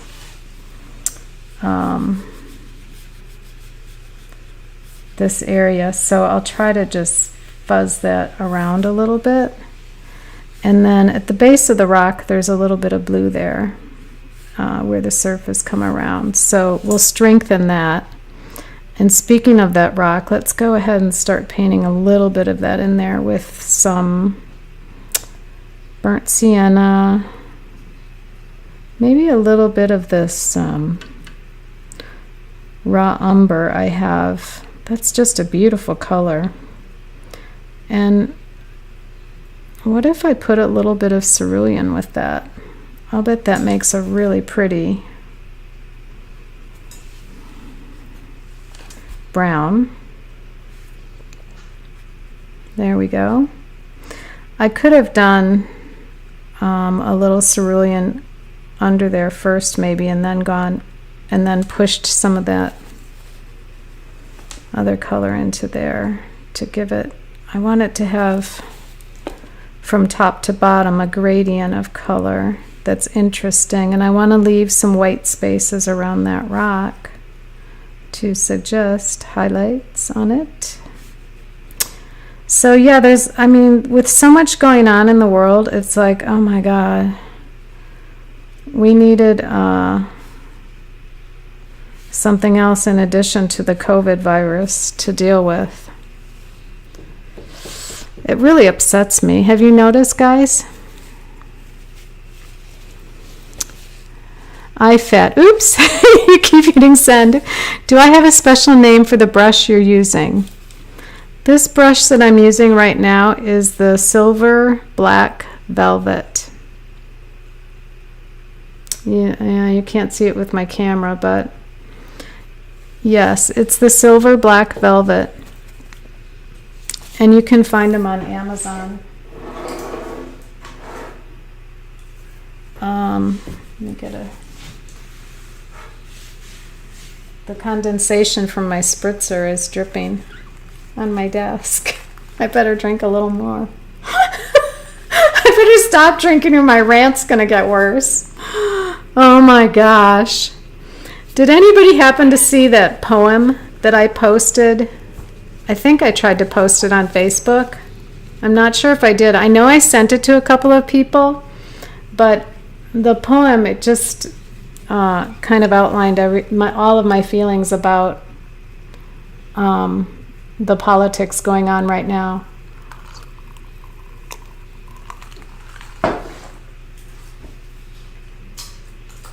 Silver Black Velvet is the brush name. And the one I'm using is a 12 IFAT, but I also have a 6, and I also have an 8. With these 3 brushes, you can do a lot of painting, and then I'd get maybe a kind of a mop brush that looks more like this one. And this is a small mop, but you won't, if you're just doing these small kind of studies, you won't need one much bigger than this. You could get one this size, and I don't know what size this is, but if you look at it compared to my finger, and it's about as fat as my finger. So a mop brush has a nice big fat area of natural squirrel bristles that really absorb the water and allow you to paint a lot of water. So that's what I use. And then you'll need one liner brush, which is, a flat liner like this for doing lines. This is just a cheap one from Creative Mark. Let me get my, and if I, it makes perfectly fine skinny lines, but I also have my liner brush that has the kind of a bulby, which holds the water and then the point. And this one, I've gotten real used to too. I use that a lot for calligraphy and lines for, trees and utility poles and whatever. But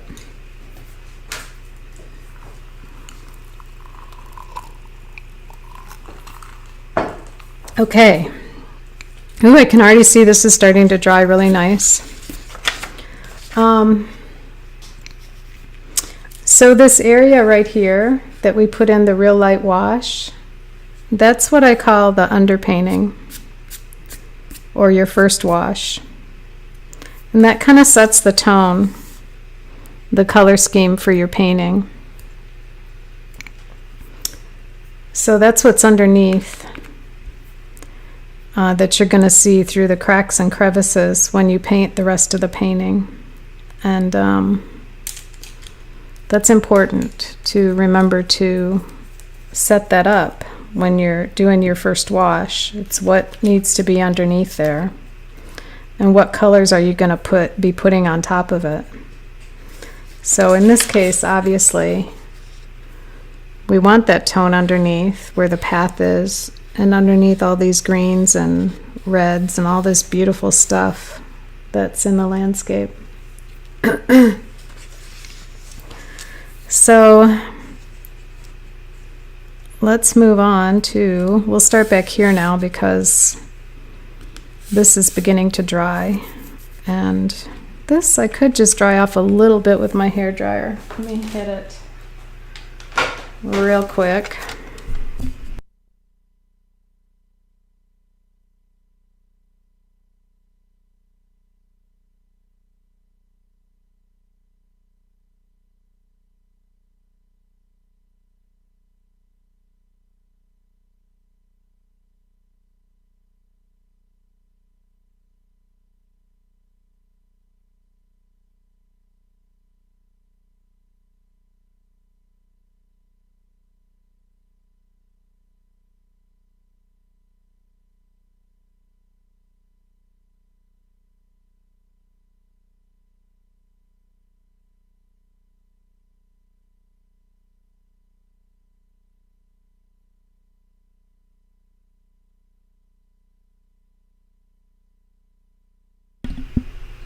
All right.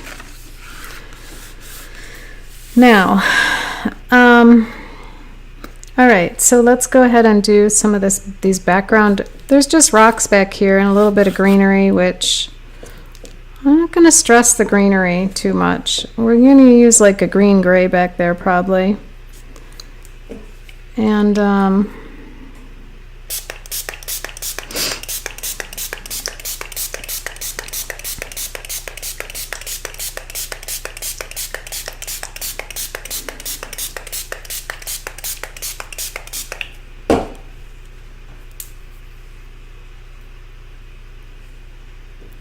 okay, so rocks in the background. I do notice that the rocks here in the background have some white highlights up there, so we'll try to preserve those. I think that'll add some interest. And as we come to the bottom of, so we'll just come down with a little bit of gray, brown gray like that. And as we get towards the bottom of these things, we're going to thicken up our mixture and just drop in some dark. Thing is, I don't want it too dark because it is way in the background.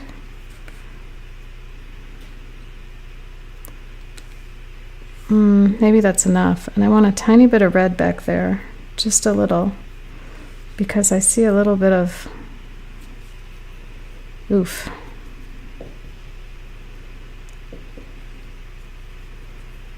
Just a hint of a reddish brown on the edge of that rock.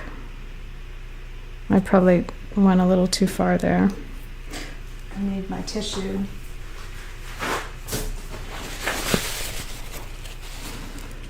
It's just a little bit of a, I could even make it, add a little more yellow there to get, there we go. And a little more dark coming down to the bottom of this. And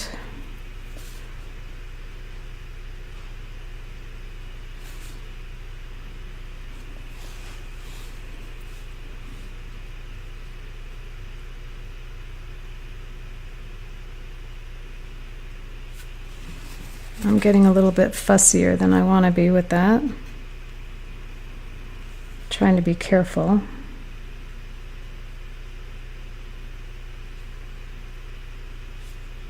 There we go. And then we'll tie this rock in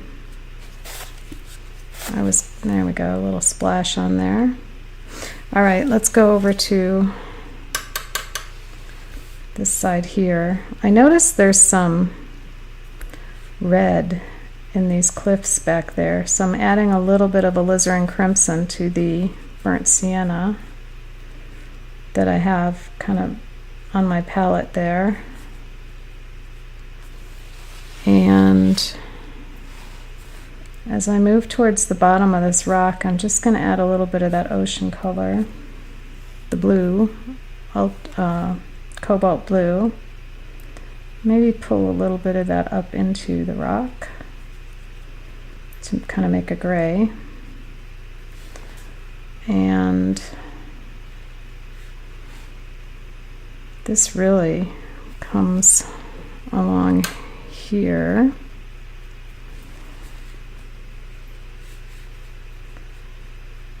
And I can skip this around a little bit. This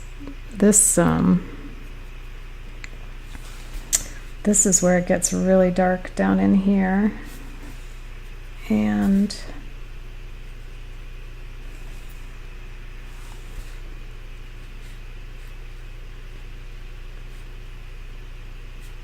so I'll just try to separate that cliff with some darker value in that wash, and stagger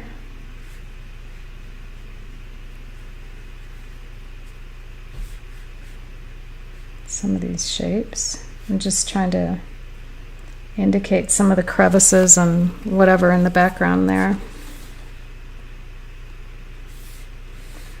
And then this cliff side has a shape as well.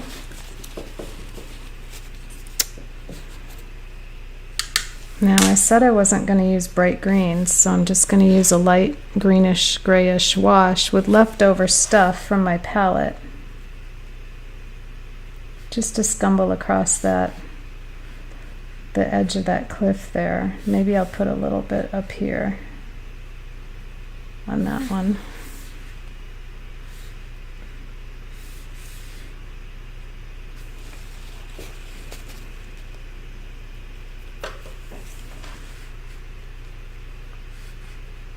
And I'm just dropping in a tiny bit of that red as well there. Okay, now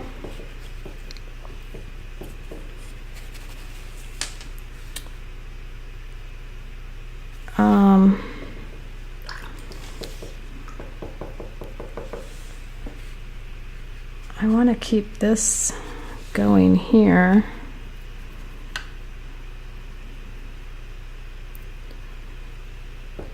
I want to transition it to a little bit of that. I'm using the magenta color because, and a little bit of yellow ochre, because I wanna get in the idea of those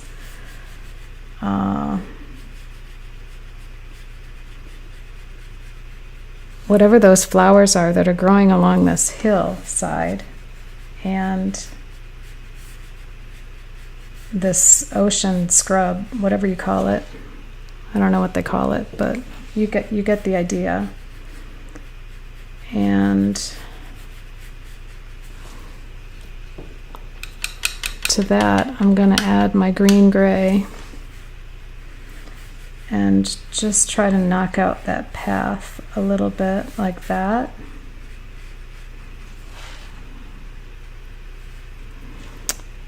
And I'll drop in a couple of these.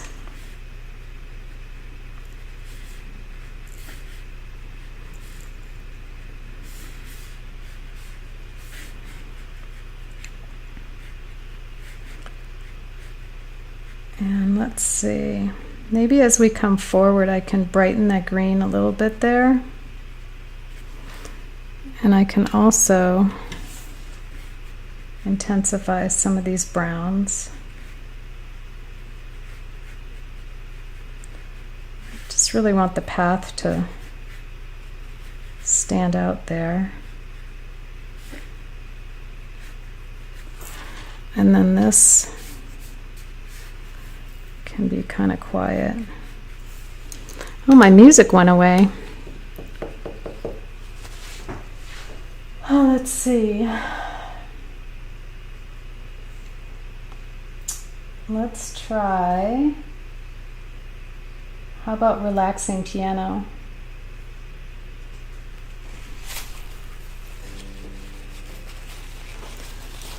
And I have to make a nice transition down to this, to the sand.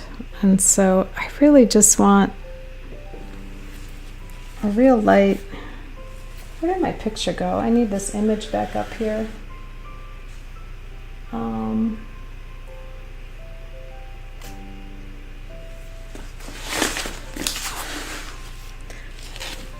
The image that see right here is just a nice sandy color. I guess I'll have to use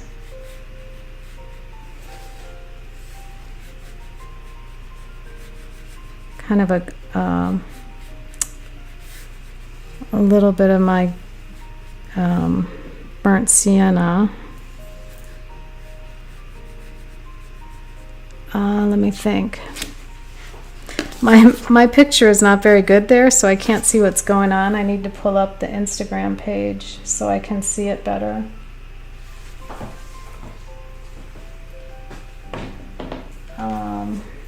Let's see.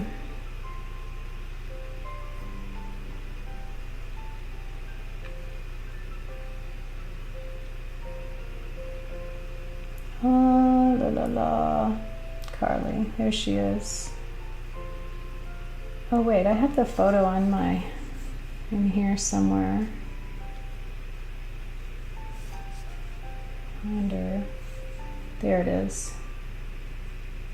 Oh, there it is. Okay, so yeah, so the sandy part is just a grayish. So just mix up a little burnt sienna with your blue, and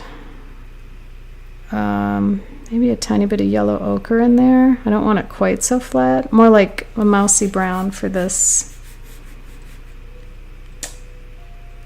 Yeah, the sand is wet, so it has a little bit of blue in it. A little bit of the sky color, honestly.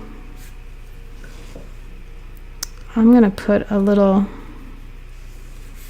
bit of ultramarine in there.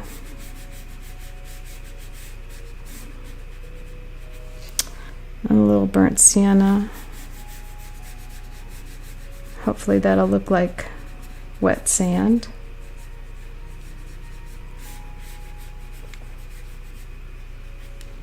Yeah, that's working, I think, pretty good.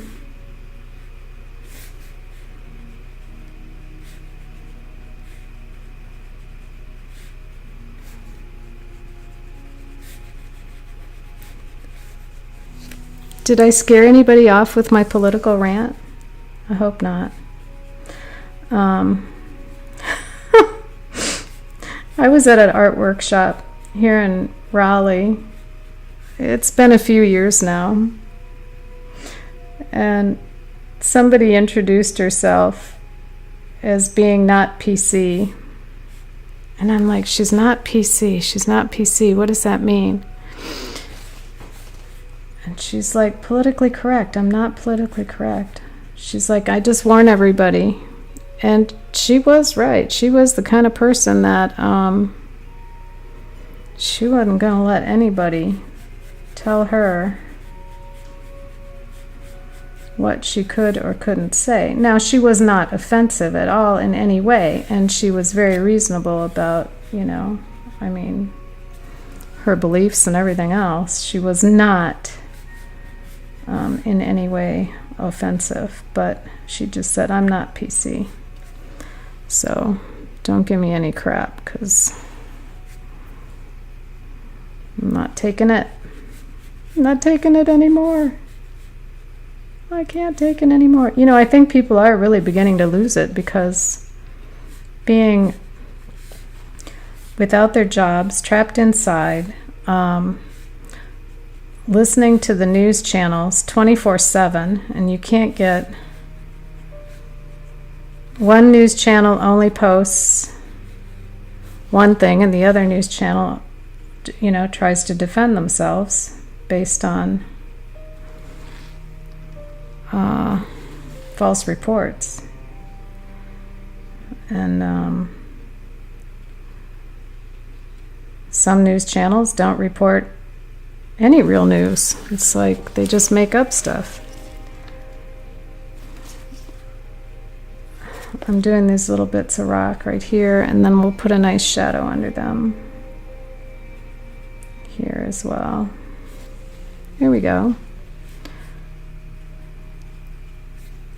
Oh, I'm kind of liking my piano music. It's chilling me down.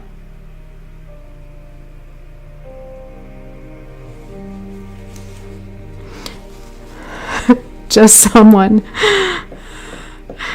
DJ, I'm Trump supporter. He never cares about anybody, especially telling reporter as Chinese. I'm Trump supporter. He never cares about anybody, especially telling reporter as Chinese. You know what? He did tell off that Chinese. Well, she was really a Chinese American, I think, and she kept pressing him in the press conference about calling it the Chinese flu, that was racist. And that is the most ridiculous thing I've ever heard. I mean, it is the Chinese flu, and people are now calling it the Kung flu. I mean, it came from China, and it was in China for a long time before they let us know, and therefore now the whole world has it, from my understanding, because they messed around with it long enough before they got help. And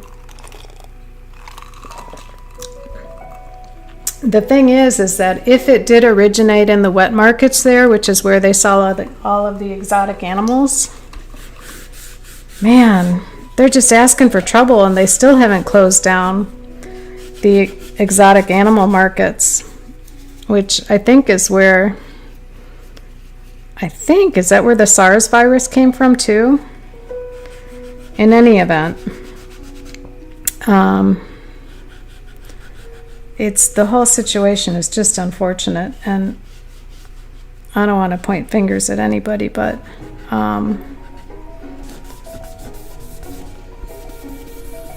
when the doctor ends up getting the flu himself and dies, the guy who identified it and reported on it that there might be a problem in the wet markets, he was quickly, all of a sudden he's sick and gone. So I don't know.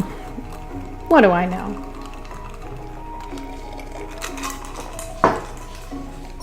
But yeah, Trump isn't Mr. Trump. He's not going to take any crap from anybody. They're calling him a racist because he's calling it the Chinese flu. Whatever. Okay. So. Yeah, I know. That's enough. I'm done.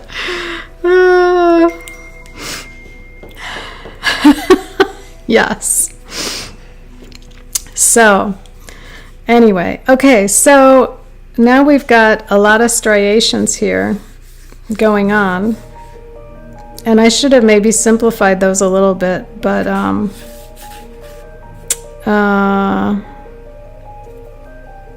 kind of like it. I think what I'll do is just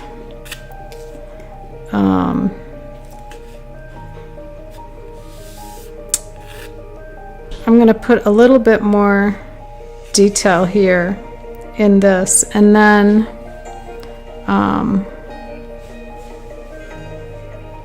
a few more, let's see, based on our photo. Some of these are highlighted and some have more darker areas of purple and pink and red in there. So I think what I'll do is just put some texture on there and let it this big shape become one where my path is. So I'm going to strengthen that with some alizarin crimson. And I like those greens I got going on. Okay. I need a little bit more lemon yellow in my... I'll have to pick some of this up. Okay. So here goes my splatter to indicate some of that texture on the hillside. And see all that? And I want it to go over here as well without looking too cutesy. And we'll just kind of join this there. And maybe a little bit here at the edge.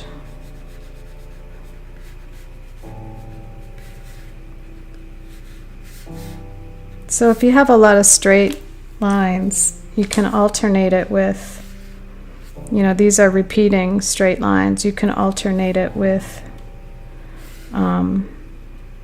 rounded shapes or some other shape that isn't a straight line.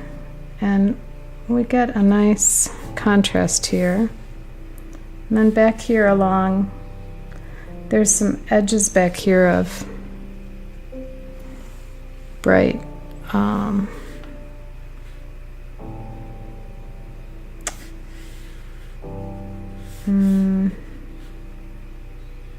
don't want to do too much because it's further back, but maybe just a little bit like that. Yeah. There we go. Maybe a tiny touch there. And yeah, I like that. A little texture there. Okay.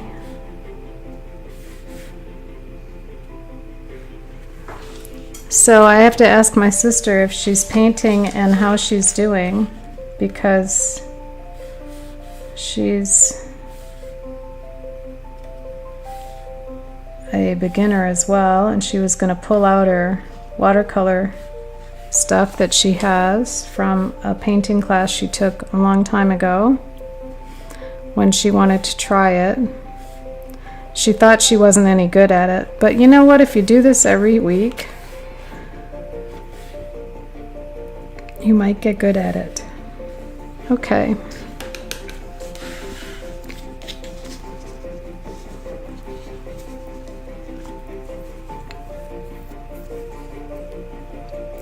DJ, yes, she is with us. She is here today. You know what? She hasn't. She's texted me on my phone instead of chatting with us on YouTube. So that's why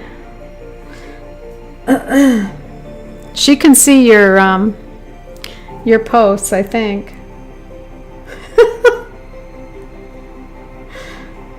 Oh, she's not painting this one, she said today. She's just going to watch it and learn. Okay. All right. How come you didn't know? I think because did you get on late, or did you just miss that part? I don't know. I don't know. So, hello, Terry. Hee hee. DJ says, there he is. All right, now when I look at this, the only thing I think I want to do is add a tiny bit of that aqua blue color here in front of this rock to give it a little set off here from I'll just add a little bit of turquoise blue there. That's almost too much. There we go.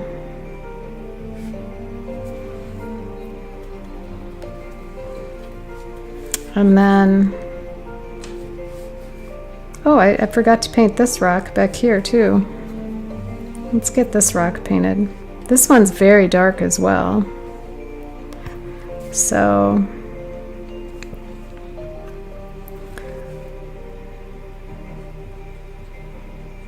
ooh, I got a lot of blue on there. I'm gonna get that out of there. Let's pick a little of that up. A little blue is good, but I need to tone that down. So we're gonna add some burnt sienna to make it gray.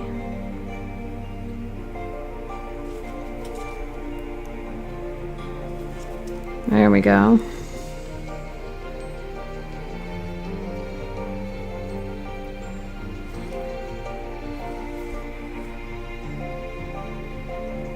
And we can really push the values now, and I can make this rock glaze over it again with our dark color to really make it the final dark as we go there.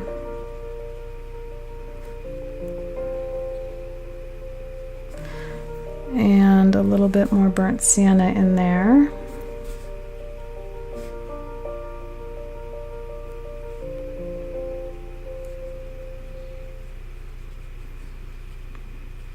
And pretty soon we have a good looking rock, I think. And can even pull the rock down into that turquoise surf there.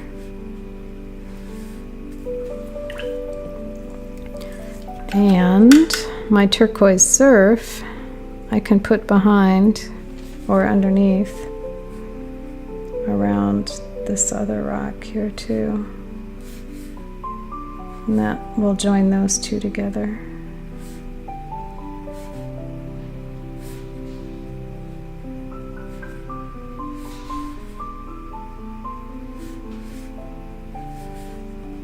And then back here in the ocean, a few indications of maybe some swirling waves.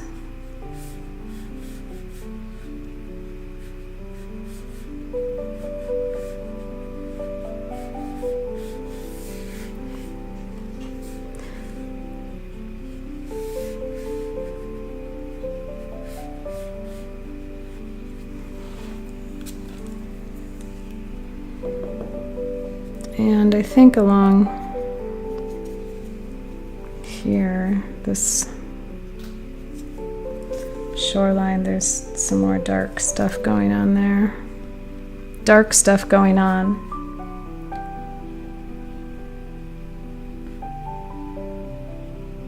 Jotting around the cliff, the edge of the cliff, we can darken up some of that a little bit.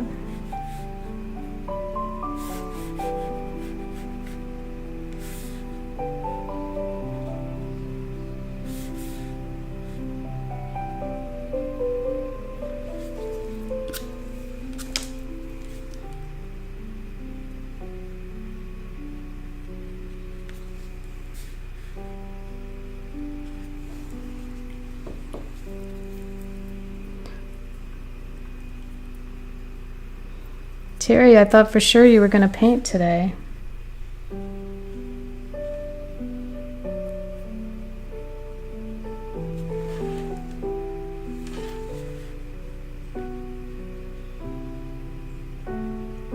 It's getting a little too dark back there, but I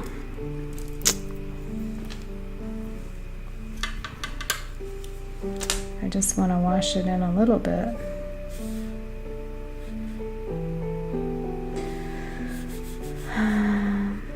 Just like that.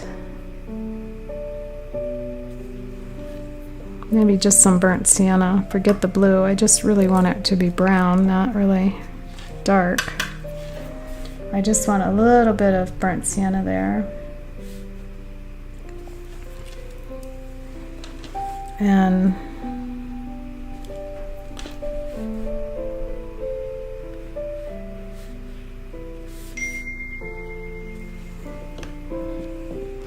Can we do an art class at my home sometime so you can boost me up? How should I use my paint? My daughter got all sorts of color, a table, a stand, and lots of different sizes of canvas.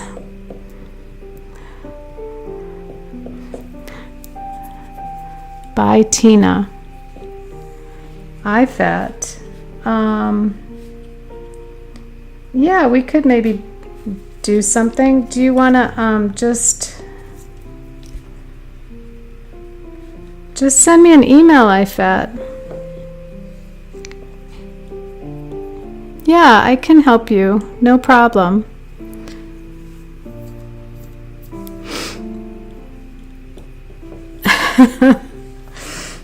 Just send me an email. Okay. So, here's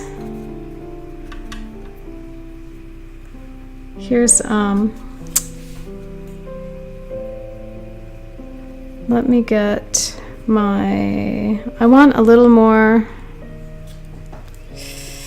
it needs a little bit more alizarin crimson here in this background area. I just want to glaze in like a tiny bit of brighter color on there.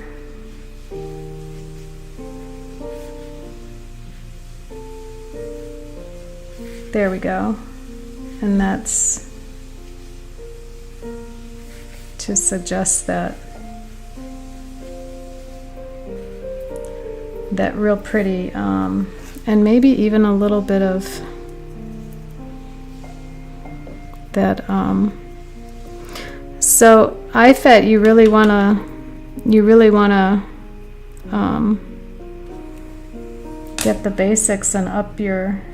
It is kind of hard to start without someone right there over your shoulder, kind of pointing you along in the right direction. So I understand that, and it is easier to see it up close rather than.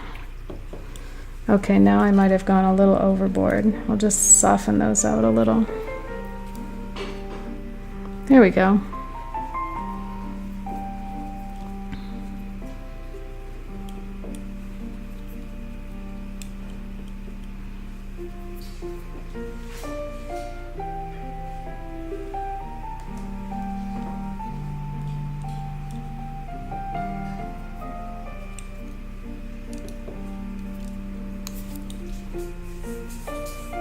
Bye, Tina. Did Tina leave us? Tina, are you off?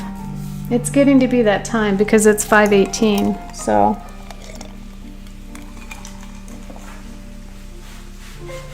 We'll think about wrapping this up. Yeah, that looks good in there, that extra little bit of,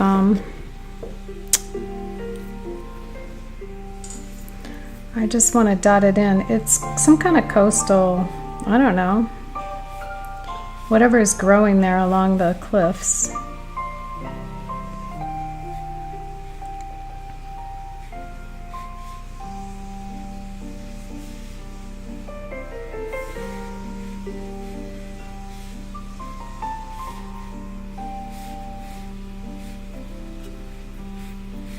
And then this. Maybe that's enough for right now.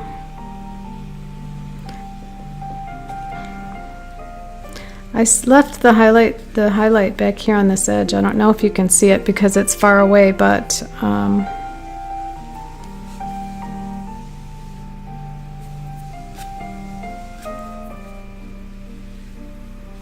just put a tiny bit of color there. All right, well, DJ, you're up late. Are you still with us? Thanks for hanging out, everybody. We're about done for today with these. A little bit brighter here and there on these. I'm just dropping in a little bit more intense color.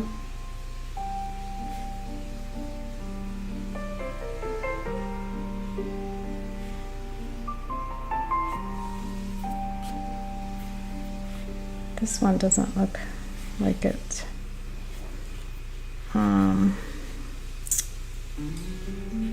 Not happy with the shape of this one, so maybe I can try to modify it a little bit.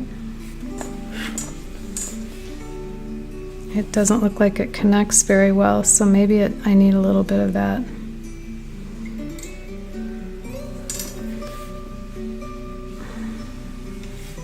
And I'll just connect it to that other shape.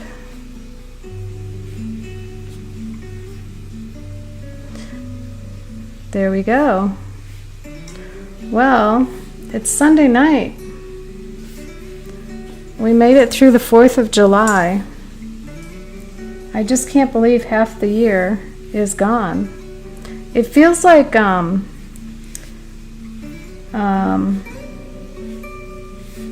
what's the movie? Groundhog's Day, where every day is like the same.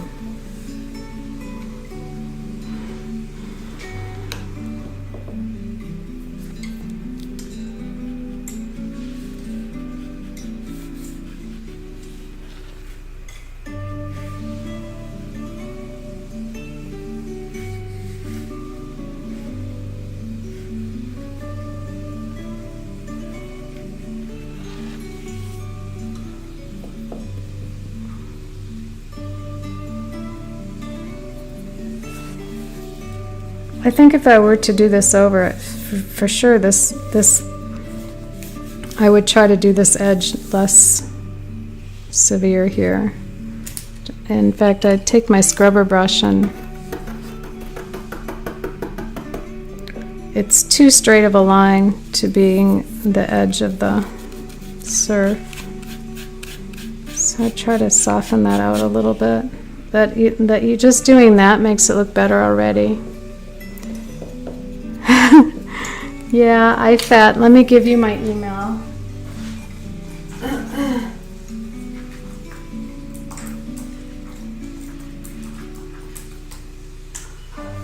So this week I'll be working on doing that large painting of Hawaii, and I think I might have a dog portrait commission that I have to do too.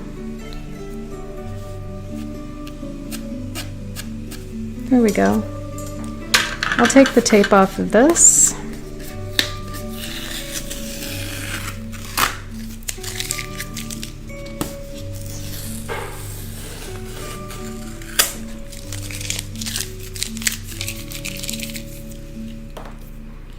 And this.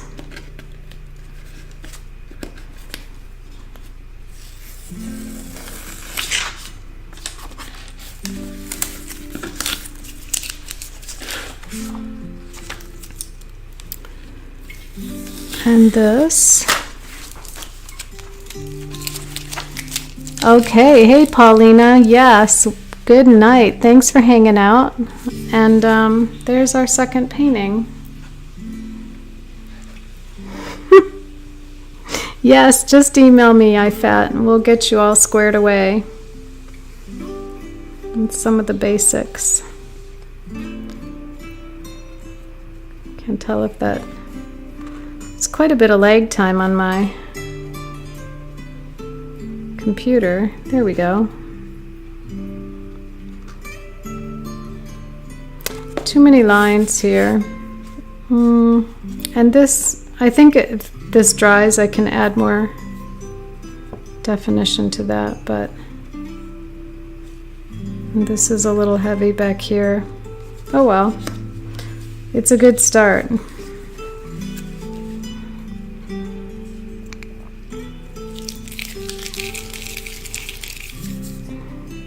Tina.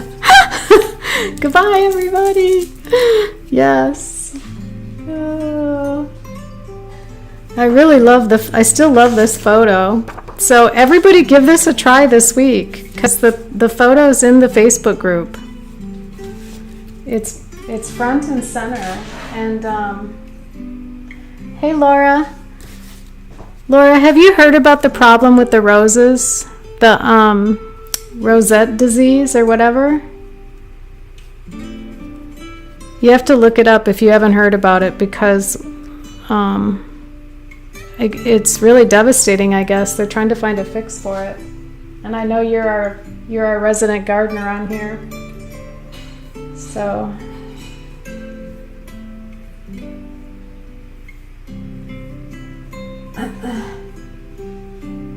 oh good, yeah, put yours on Instagram. Laura, are you in our Facebook group? I have to look on here. Let me see members. No.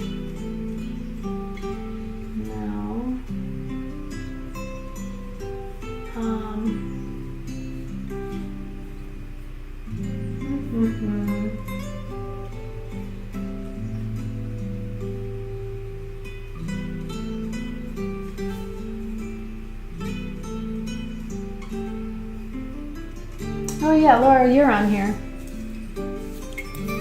Rolla, Missouri.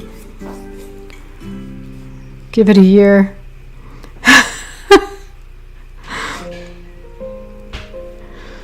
Well, good. I'm glad you guys had fun. Hi, Tong. They are all lovely, beautiful. Thanks very much, Carolyn. I have learned a lot tonight. Hope you have a nice evening. I hope you do too, Tong. Enjoy. I'll put both of these here. There we go.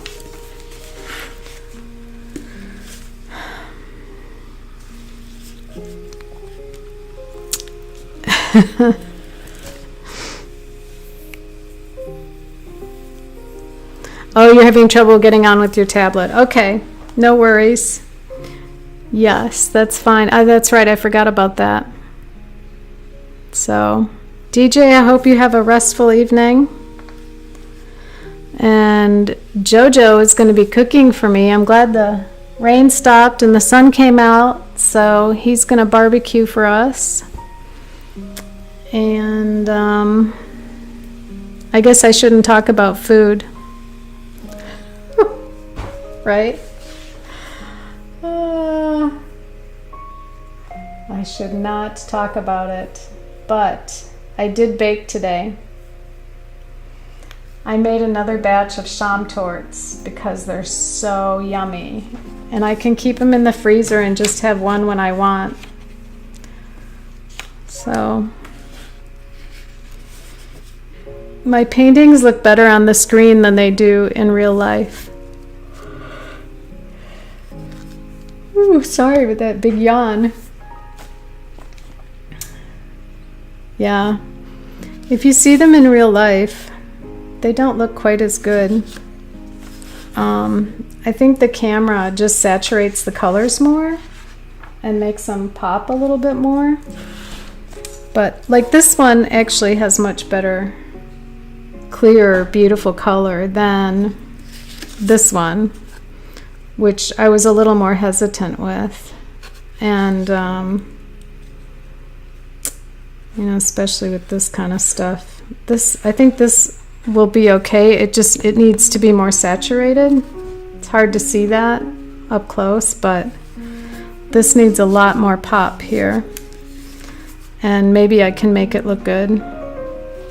There's also a lot of, well, I don't mind the white in here because that's supposed to represent the surf. But like this line here is a little bit, that edge could be a little bit better. It should be more interesting, I think. But anyway, these are tiny. When you pop them up to larger size paintings, it really is going to take on a much bigger challenge. You've got to use bigger washes, a lot more paint. You really have to know where you're going because those strokes need to be confident. And so I think it's good to start when you're learning. Either with big or small, it doesn't really matter, but it's good to know where you're going with a painting before you start a huge one. That would be my advice, to have a good idea, and then you can be more confident with it. Like if I were to paint this now much bigger, I would already have a good idea, and so I could be a lot more loose and free. Thanks, IFAT. No, I've been just typing it in on the side here. I have another computer on the side. Or I could use this computer and have another window open, but this computer in front of me has my face camera, and then I have my iPad, and then I have a stand-up desk next to me with my old laptop that I can use to look up stuff while we're thanks DJ, while I'm painting. So oh, Terry said she painted the first one, but she wanted to learn from watching the second one. Yeah, that's a good idea. My sister is jealous that I made Chamtorts again. Does everybody know what a Chamtort is? It's like a meringue, vanilla meringue. Kind of like a cookie, but like a meringue cookie, but bigger. And then you use it as a base for dessert. You can put strawberries and ice cream and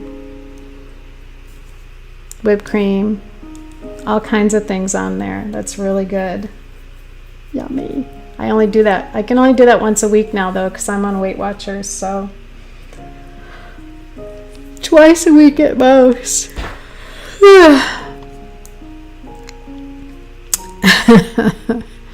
Nope, I just type them in the chat. I just type all of the replies right in the chat, just like you all do.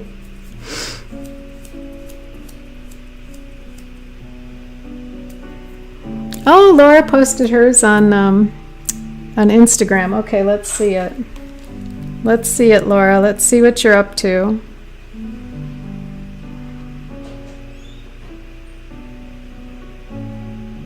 Do you want me to show everybody or not?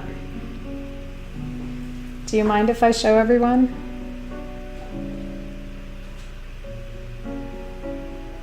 Let me see. I don't see it yet on Instagram. Wait.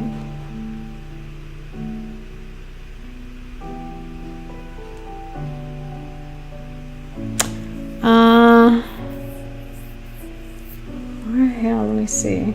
Laura, what's your Instagram? Oh wait, I got it.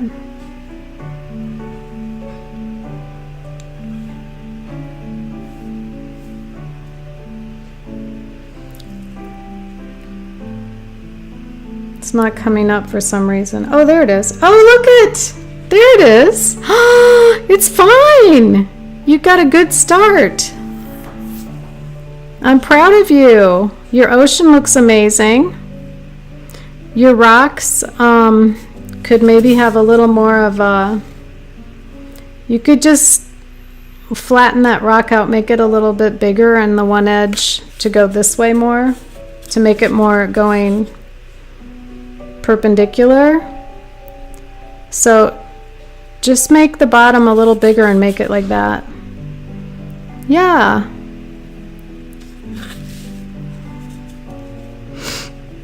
I think you did a great job. And also in the background, if you want to get really specific, you could make that a little bit more covey, like you could bring, you know, this area of the cliff, make it a little bigger.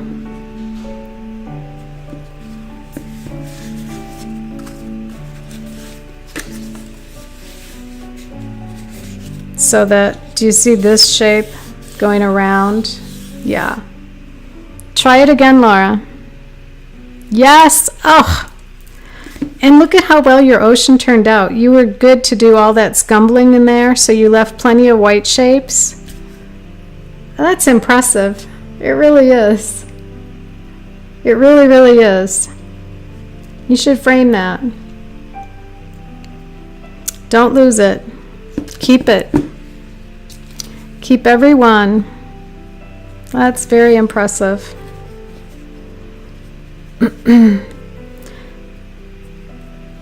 So now take that photo from our from Instagram or Facebook, the photo, and then this photo, and try it again. And you're gonna find out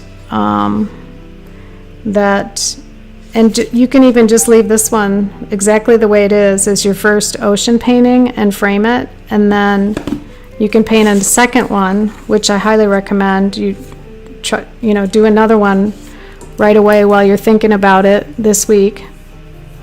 Oh, you did the other one too? Oh, I'd love to see that one too.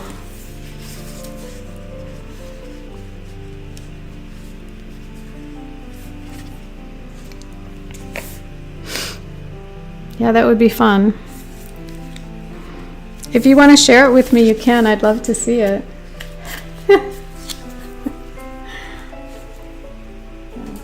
Still have this.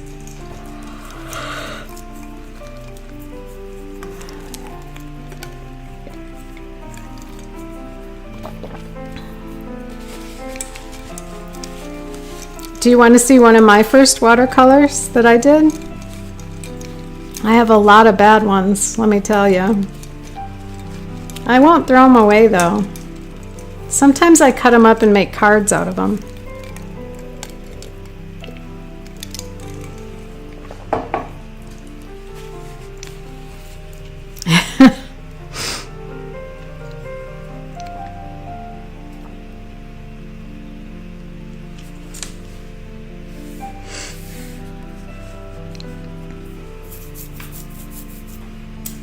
As this is drying, it's actually looking a little bit better, but I still want to add a little more.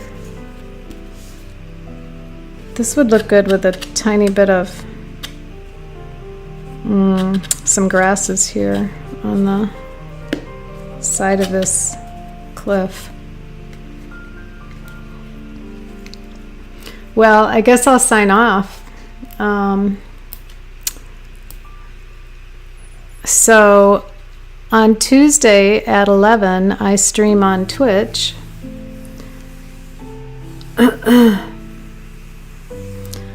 And I make jewelry out of some of them too.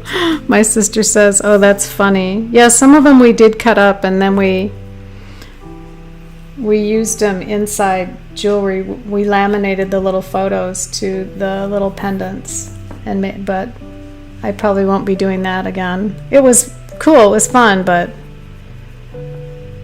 I don't know if I'd do it again. So, all right, maybe next time when we're fresh, I'll show you guys some.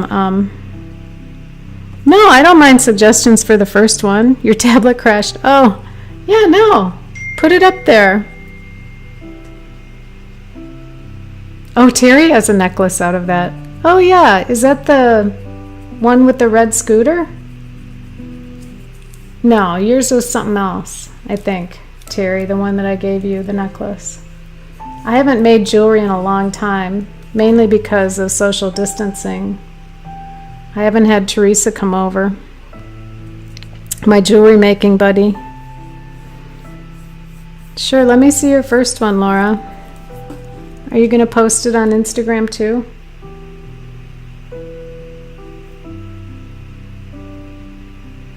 Oh! Oh, here it is. Oh, isn't that sweet? It's really sweet. You know why I think it's sweet? Because of the way you did the... wow, you really did a good job with the ocean too. Because of the way you did the sagebrush stuff. And these the tops of it with the little cute little shapes for the yeah, no, I love it.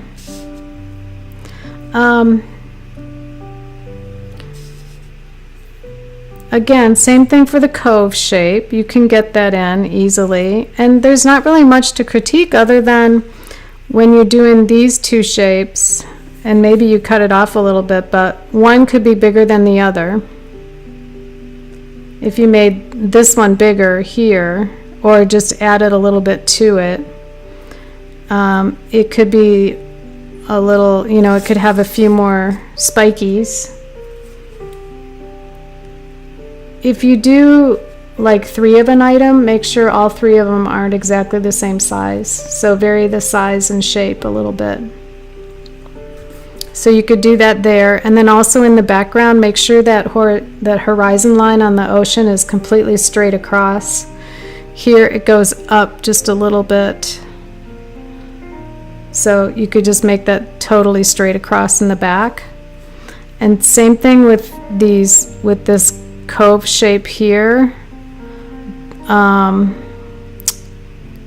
You want to kind of indicate a little bit, like give that some straightness too, just a little bit.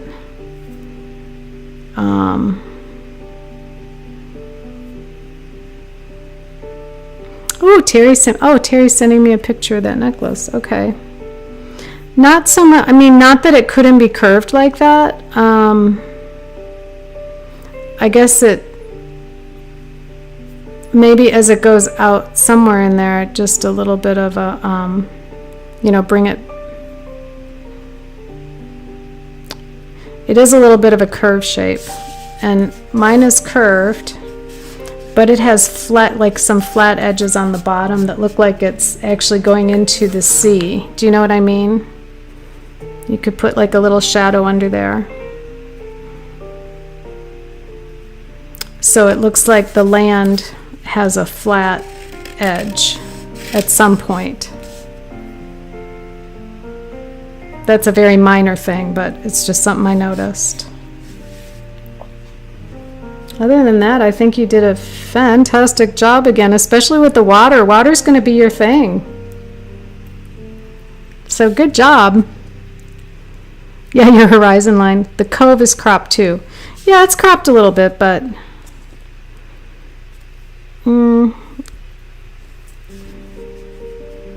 just add a little bit to the cove there. Bring it down more. Bring it down a little bit more and make the shape more like this shark's tooth thing.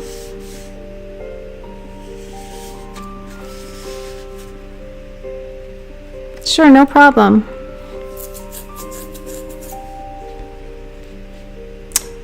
And what you could do maybe there in the horizon is just bring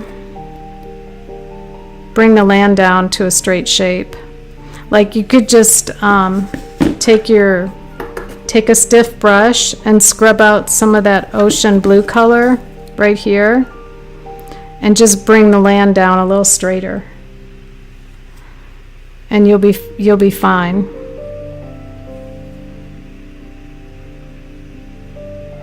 Yeah.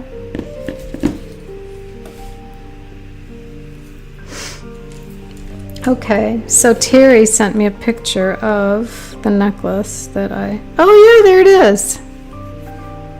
Yeah, that's how I used part of a watercolor, and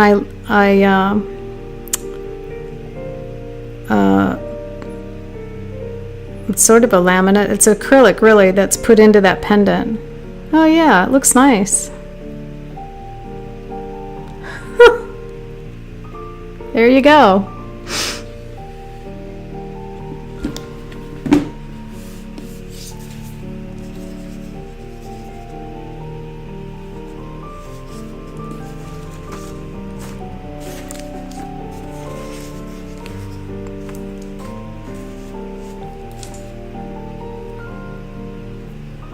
Okay, well, I guess I'm gonna wrap up. I'm gonna wrap up the stream now, guys. So, Tuesday on Twitch at 11 and next Sunday at 3. And next Sunday, I'm gonna try to start planning a calendar, like a few weeks out, so that we have a plan. Thanks, Laura. Yeah, you have a great week too. So that I have a plan for every Sunday. And,